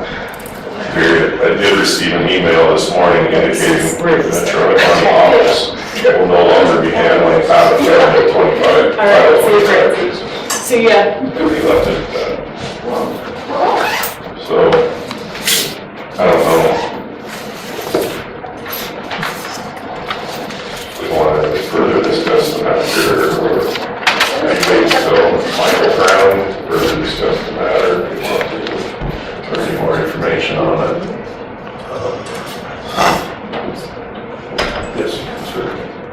I think I'd have some kind of discussion from probably the county attorney or whomever, because what's happening is we're getting surprises, you know, things come in and there's the shock value, and while we all understand, but maybe we don't all understand Title 25, and maybe we're never supposed to because the legislature doesn't want us to.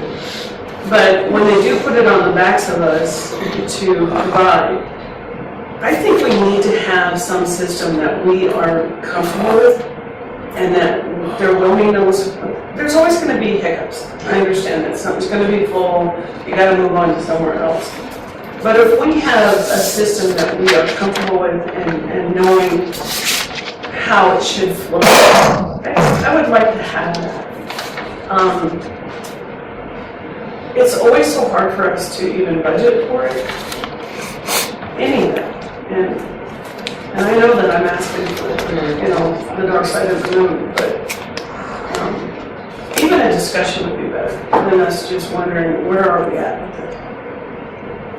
You know, I don't think we're asking for dark side. I mean, this one was to come up from Trumbull County, that was a blind side. We had no idea that they were going to be working for us on this. I mean, it was just a total blind side. You know, echo your comments, there's like, I would like to see something, this is a flow chart or something, just a simple flow chart. We have a Title 25, can we handle them? No, where do they go? Who's involved with this? Because as far as I've never seen anything like it. All I know is we have to burden the expense for 72 hours. That's the only definite thing that I know about it. Which appears, sorry. Yeah, go ahead. Which appears, like with this Trumbull County deal, apparently it must have been past 72 hours. If this guy's sitting in Trumbull County and they're handling it, unless they handled it within that 72 hours, I don't know. But otherwise, Brian was having to transfer them back and forth, which if he is aware of that, somehow he might have some knowledge further into it that I've never seen that kind of a bill before in the past either. I'd never seen anything in, you know, the years prior to that.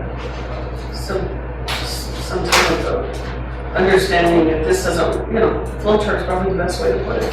It almost feels like every county, we're all in the same boat because of what the legislature did with this. So if you just pass the buck along and try to, who's paying for this? Well, it was Weston County's guy, well, it's now 96 hours, so send them a bill so you can get them paid for it. I don't know, I mean, I'd like some definition on that 72 hours. I mean, is that absolutely the end of every dime we have to spend on this individual, or is that inaccurate? I don't know. Mr. Chairman, I think a lot of times what happens is we play the game of interpretation. Yeah. So when they throw in, you know, including or excluding, that definition gets weird. It tends to be, and I'm just speculating, but there tends to be sometimes to have an issue of a Friday night. Well, that extends itself into 96 hours. There's just so many questions, and all these questions have been addressed to the legislature, and you're exactly right. What happens is they kind of just go, you know, put it at the bottom of the folder for them, because I think it would take quite a deal to confront it. But, and there's a lot of tentacles to that. The mental health issue that we have, you know, all those things that wrap up into this. We can't take care of because we're this tiny little county that doesn't necessarily have all those In addition to the weekly printed version of the newsletter journal, we also promote our community and share important information on our award-winning website, newslj.com, and in our weekly email newsletter, Nuke Now. We also connect with readers through various social media platforms and invite you to check us out on Facebook, Twitter, and Instagram.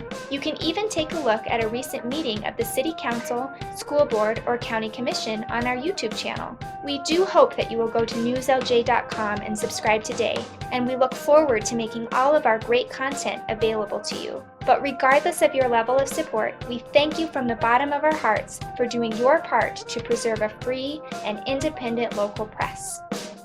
You know, all those things that wrap up into this. We can't take care of because we're this tiny little county that doesn't necessarily have all those assets that those big counties do, and they can just handle it in-house. We don't get to do that, so I think we need to have some kind of plan so that we understand and we can explain to the public what's happening. The letter from Michael, did that say that Natrona County isn't accepting any more out-of-county Title 25ers? Is that what he was saying? Any more, I'm assuming them doing any more legal work. I did receive an email this morning indicating that the Natrona County office will no longer be handling out-of-county Title 25 cases, so private legal. The county attorney's office. Yeah. So does that mean there was never a contract? Could be, I don't know. Nobody's ever produced one. Yeah, so what I got out of this is basically by their office handling it, Michael didn't have to, or somebody from Weston County didn't have to travel all the way to Commerce County to have a evaluation or whatever they did with this, a meeting with these people, with this Title 25 person. Yeah, I think they were actually trying to pick up the individual to come up to our courthouse and then take him back. So, I don't know. Anybody have an interest in Fast and Hard too, would be curious to look back 6 years ago or 8 years ago. When I first became a county commissioner, I don't remember Title 25 being much of an issue. It seems like it's morphing every year into a bigger problem. Whether that's you're right, whether it's mental health or what it is, I don't know, but it seems to be growing. We have to take that letter too. There's some things I want to ask Michael on that, but it sounds to me like Natrona is still going to take care of the Title 25 circumstances. But that might leave us in a pickle as far as transportation on our responsible Title 25ers. We've got to go farther. It's just adding expense. Yeah. But if that's just the attorney's office, then the Behavioral Institute still should accept. I think that's Our patient to go. Right. Yeah. So I think they still could go and be there, whatever the name of institute is. I think it's Behavioral Life. I guess. I'm not trying to advertise for them. I think that's still available, and at one time Gillette was too, and we could take them up for that. So what I think with the strategy that we have to have is where do those legal proceedings begin, and have that, and then put a firm line in the sand that says, I'm sorry, if somebody you think lives here, doesn't live here, but claims and says their address, you could put us in a pickle. I don't know where the legality, I don't know where that, but I think at some point we have to be the ones, or our administration has to be the ones to say, this is how this works. And we understand that catastrophic stuff, I used that word twice today, that weird things happen, and this is probably one of those weird things that happen. But if it was, and I'm not saying it was, but if it was due to lack of this person being here or this person, we need to have that figured out. Because those costs are ratcheting up, and That's when this stuff is scary. Well, and I think a way to save too, our attorney doesn't have to go down there, the Zoom option is available, or Teams or whatever Well, we it need to is. find that out, yeah. Can go up to the upstairs in the courtroom and do this. You know, some of these patients are frequent flyers, you know, there's a lot of repeats, you know. You know, every 2 or 3 months, that same person, it's a frequent flyer thing, you know. Now, I don't know if they're using to get some of their medical issues taken care of, but it's again disheartening, you know, that they're the same ones so many times. And Mr. Chairman, I would like to know what the, I don't know if I want to say the word duties, but what's the function of the DOA? Is that a part, can this be implemented into this system? I mean, it'd just be curious of, are we missing out on opportunities that are out there? You know, we had discussed one time, it was much easier when we did have a mental health presence, even when it was by Zoom or Teams or whatever you want to say, like online. Is that still available? Does that happen? I would like to have a better overview, because the one that I was accustomed to obviously is not the one that is being implemented at this time. Sure.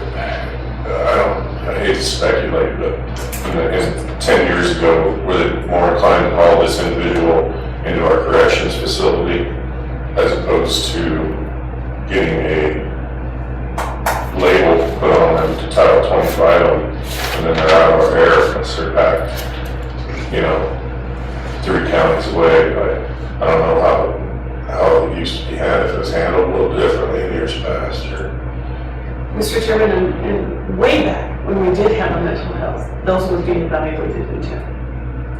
And that would be determined whether they were a threat to themselves or to the community, and they'd be, I hate to use the word, but shipped away, you know, to a facility that would help them not help them in that endeavor, I was saying the wrong word, but, and now I'm not sure what that structure is. We don't have, that's why I'm asking about like the BOA, and if we don't have that localized facility ability, how are we doing this? Are we shooting from the hip? Are we just, I don't know. I use the example of like my husband when we were looking for an ambulance. He's calling everybody. The 40-yard doctor is calling everybody just to see who's available. And then, you know, it's a stab in the dark of what you have to just do what you have to do. And I get that if that's what happens, but I'd like to know that's what happens. Are we that incapacitated that is how it's going to be every single time? And tell me how we budget for that. is it a medical professional that has to make that declaration?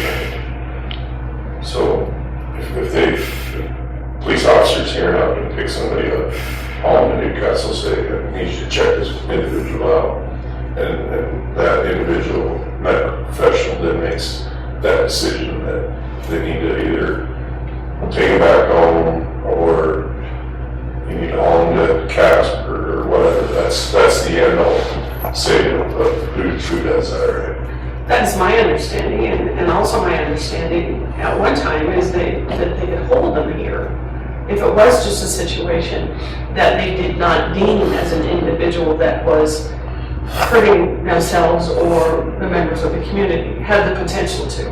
And I don't mean to put this in a derogatory place, but for understanding purposes, a drug tank.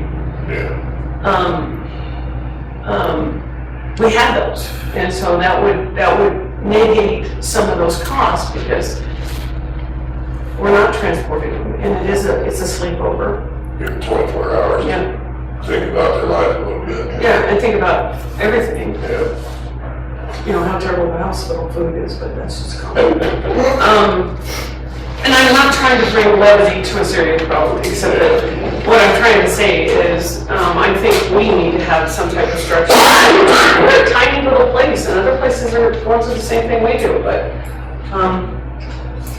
we're gonna sit here and spend an hour, 45 minutes debating how much to put in Title 25 budget item. And then 6 months later, maybe 3 months later, we're doubling it. Yeah.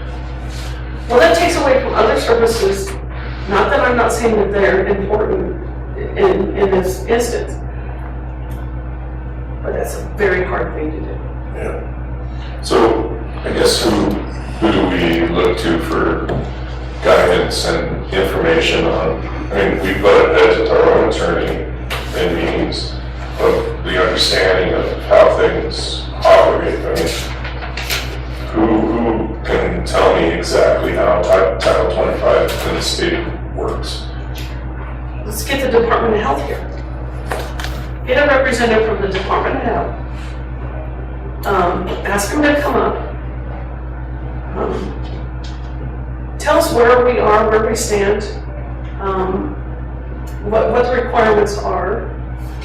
Have our county attorney there, and an honest discussion if it's not something in his wheelhouse that he feels comfortable doing, or his office feels like doing, then we find an alternative that is, an office that is. I'm not saying we just will discover that, and all those aspects, and get it down to a grove of trees instead of a dang national forest. That's a good idea. I mean, even Jeremiah might have some input. Maybe Jeremiah knows. But it would be interesting to see if there is an individual with the Department of Health that has a firm understanding of it and can explain it to us, and then at least have a better idea.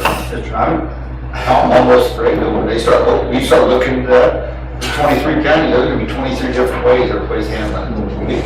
You know, but if we can find a county that it works for, that way, you know, feasible, you know. Well, it sounds like I'm trying to read a bit in the will. I'm not, because there are 23 counties.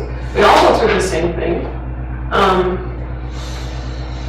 Somebody's got to, and we can toss a few of them out because they have the resources. I mean, the big counties, those you know, monoliths that have money coming out of their ears, that's not us. But Washakee's got to have some idea what they're doing. Maybe they have better facilities. Niobrara has to have some idea what they do. Bighorn. If we want some more information on our 1015 too, we got Department of Health in on that one. We might be able to combine some information gathering there. And also to me, it's a volume thing. I would say if you had a transfer, a Title 25 transfer once every 3 years to Casper, is something that you could kind of budget for, and it's fairly minimal. It seems to me like the Title 25 topics have increased in volume, and so when the responsibility still lies in the lap of the county, that increased volume hurts more. Yeah. And it's harder to follow that. Well, okay, if I heard it wrong, but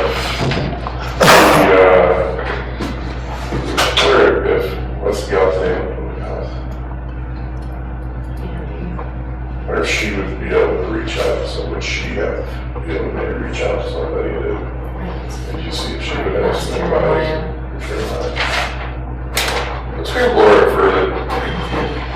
Alright, thanks. Moving on to approval of bid checklist. So we have description of materials and or services rendered, time of completion, price, list of reference documents to be included as part of the contract, damages to be paid for non-performance, methodology for changes, termination conditions, warning, schedule of payment, signature and seal of the contractor and signature of the county, cover sheet and instructions, construction documents, project specs, drawings, bill of materials or bill of quantities, general and supplemental conditions, bid form, bid bond when required, change order or prior approval by Board of County Commissioners.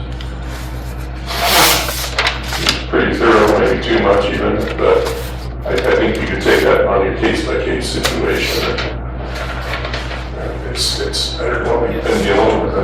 You know, I like that list, when we send out bids, you would put that list with it, and if there's something, before we send it out, we determine, no bid bonds aren't required, we will mark it MA to them, so when it gets to them, but I like, at least it gives us a better idea of what's going on, and the contractor has a better idea of what they need to provide to us too.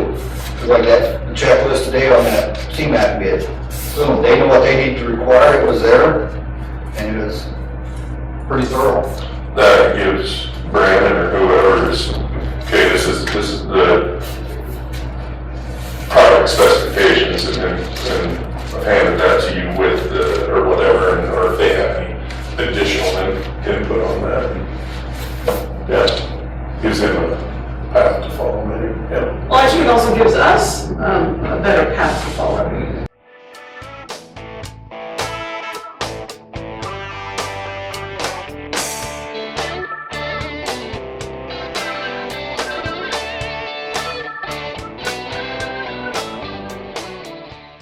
Well, I think it also gives us a better path to follow.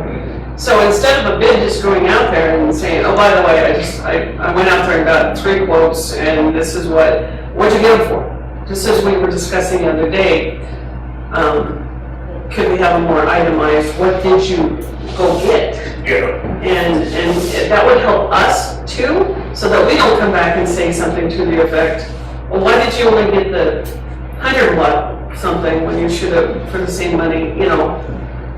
We can have that discussion prior to some of those things. Because 5, not that always 5 brains are better, but sometimes we see things from a different lens, and we could add something or.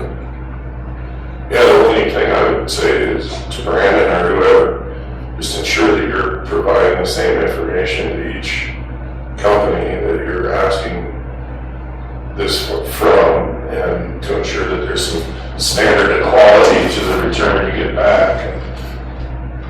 Well, if you go on the state website, the procurement thing, they have 3 different bids of a standard of bid, and sometimes there are bids that are proprietary, that there's only one out there. And so some of those qualifications in like the state statute don't always apply.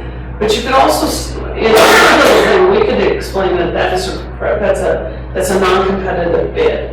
There's only, for instance, we have Microsoft Office or something. The only one that's ever going to be able to upgrade those is Microsoft.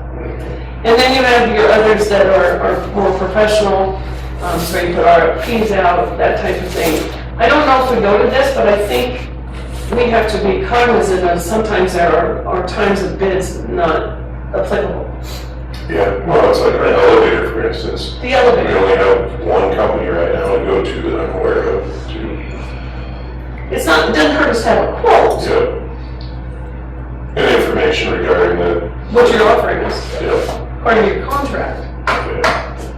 I know you were kind of instrumental in a lot of this here. I mean, does that you feel pretty comfortable? It does on some. I mean, I'm trying to look and stuff like if we get a bid on a door replacement, you know, at the courthouse, are we needing a cover sheet and instructions? You know, there's some things that aren't going to be appropriate. And what I want is a checklist like what we were going through, which I'm sure if we need to modify it later or something we can, but I'm wanting on pretty much every bid that comes through, aside from special things that need to be checked off is we should be able to check mark every one of these boxes on anything that comes through. Whether it's a bid on a window replacement or something, we're not going too deep on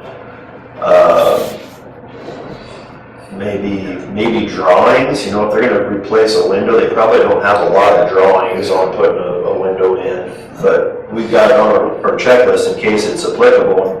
What I don't want to happen is have a checklist that we normally only check mark half the things off, because at some point you're gonna have to determine what you're gonna be wishy-washy with. So we should have a solid checklist.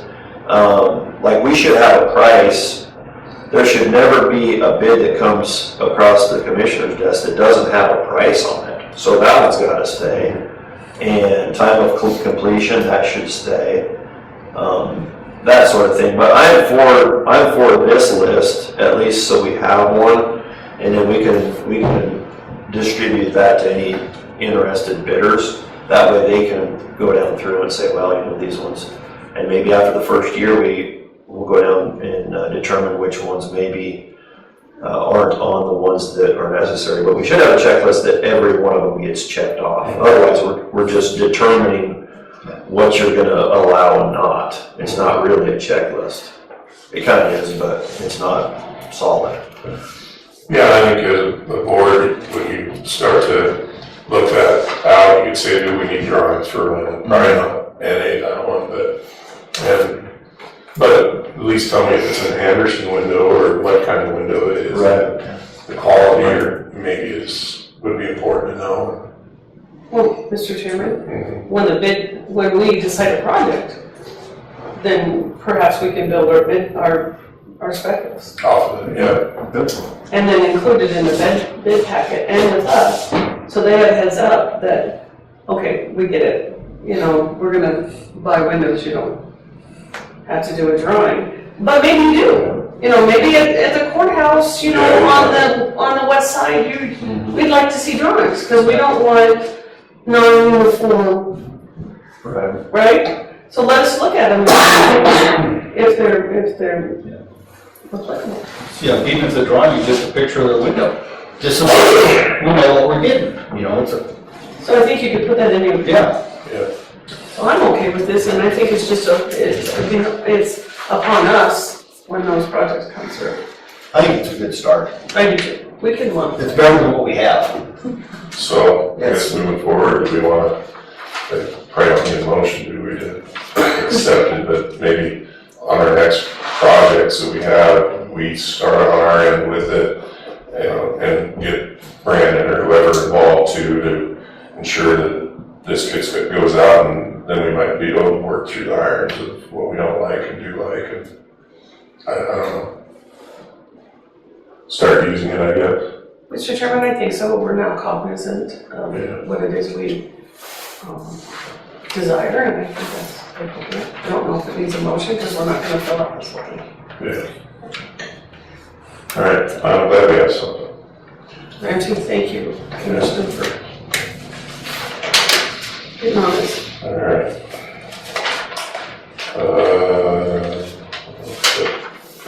Old business, I believe, right? New business. Would it be okay if I do ask for public comment before we venture? Is there any public comment before we enter into our executive session? Thanks for coming back to. Yeah, thanks for having us. Appreciate it. Thanks for the brownies. I'm taking some home. So much. Kelly already told me I could. Yeah, she said take some for your family members. Kelly said I could take something, so. So we're gonna enter into an executive session here in a couple minutes, 16-405 II. That's for employee-related issues, right? Okay. So, Did you want to do commissioner comments before that, so I don't have to hang around? okay with that? I'll do it. I don't mind. I have a couple of them. Yeah, go for it. Something that I would like in the future, or maybe we didn't put it on the agenda, but I would like to set our budget meeting or workshops here pretty soon. I think the more we talk about the budget, the more comfortable we will be getting. In years past, we would go every Tuesday. Not everybody would show up, that's okay, but if we can start on something and move forward, one department at a time or one project at a time, I would like to see that before we talked about this. And I have one more if you don't mind. We did pass that fee schedule for Come on, brain, step with me. Information records. Oh, no, public records, thank you. We did have one already on the records, and my question is, should we be rescinding that one? We have 2017-07. I can read it for you if you want. The old one. Yeah, and it does talk about the statute, but it has different prices. So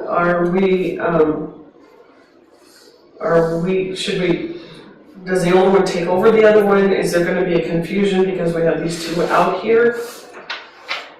I guess I'm asking, because this one this says public records. I have no problem with rescinding it. I would assume that the new one would kind of supersede the old one, but if we rescind it, then it's at least right? Yeah, there's some, maybe we need to just put this as a topic.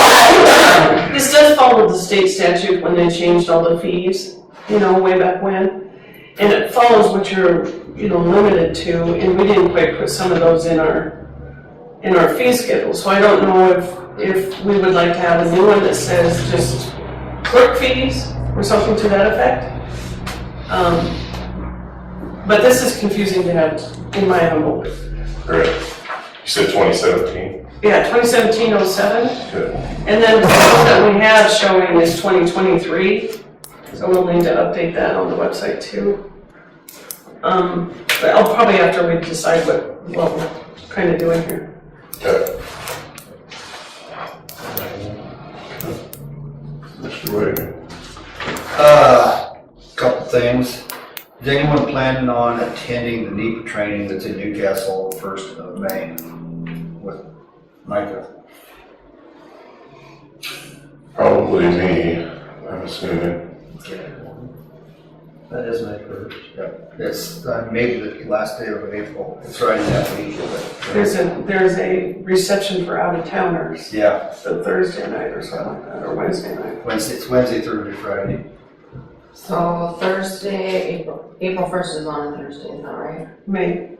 May Or May 1st. Yeah. So it's like Wednesday evenings when it starts.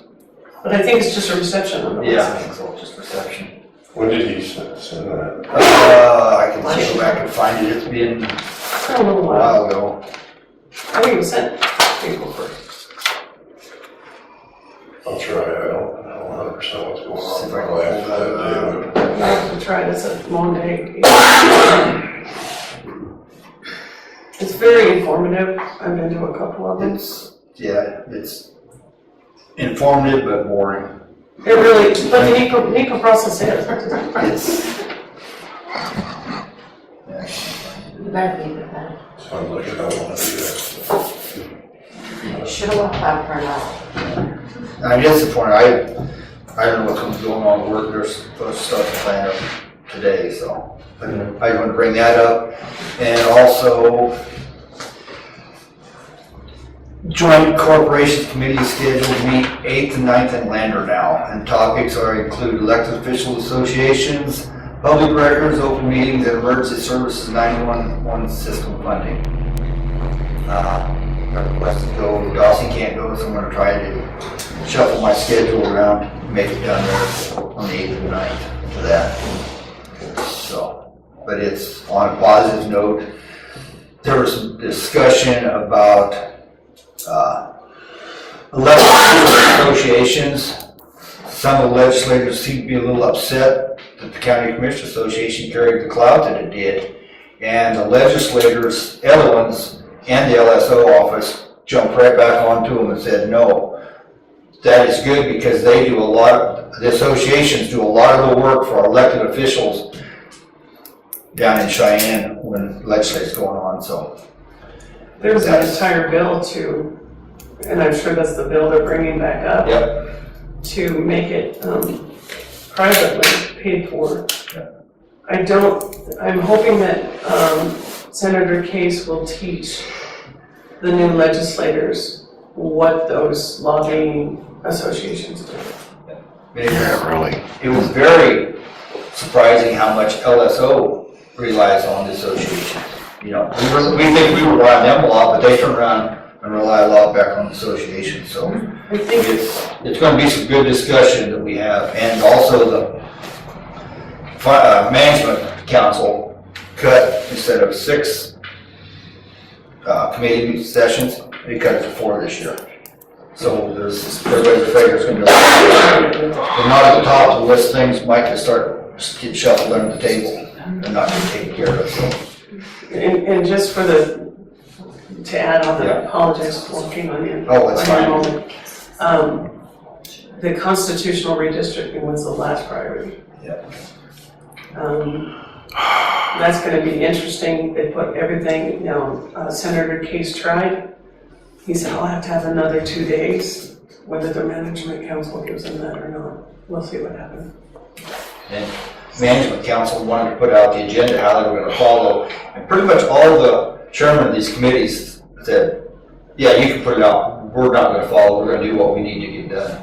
So, there's kind of some button heads between the committees and management council, but hopefully it all works out best. Thanks, Ed. I don't have anything to add today. You got anything, Chris? Thank you, everybody. Motion to be going to executive session 16-4-405A, aye. And I will second it. Motion is executive session. Move it. All those in favor, please say aye. Aye. Sorry, we got to go on.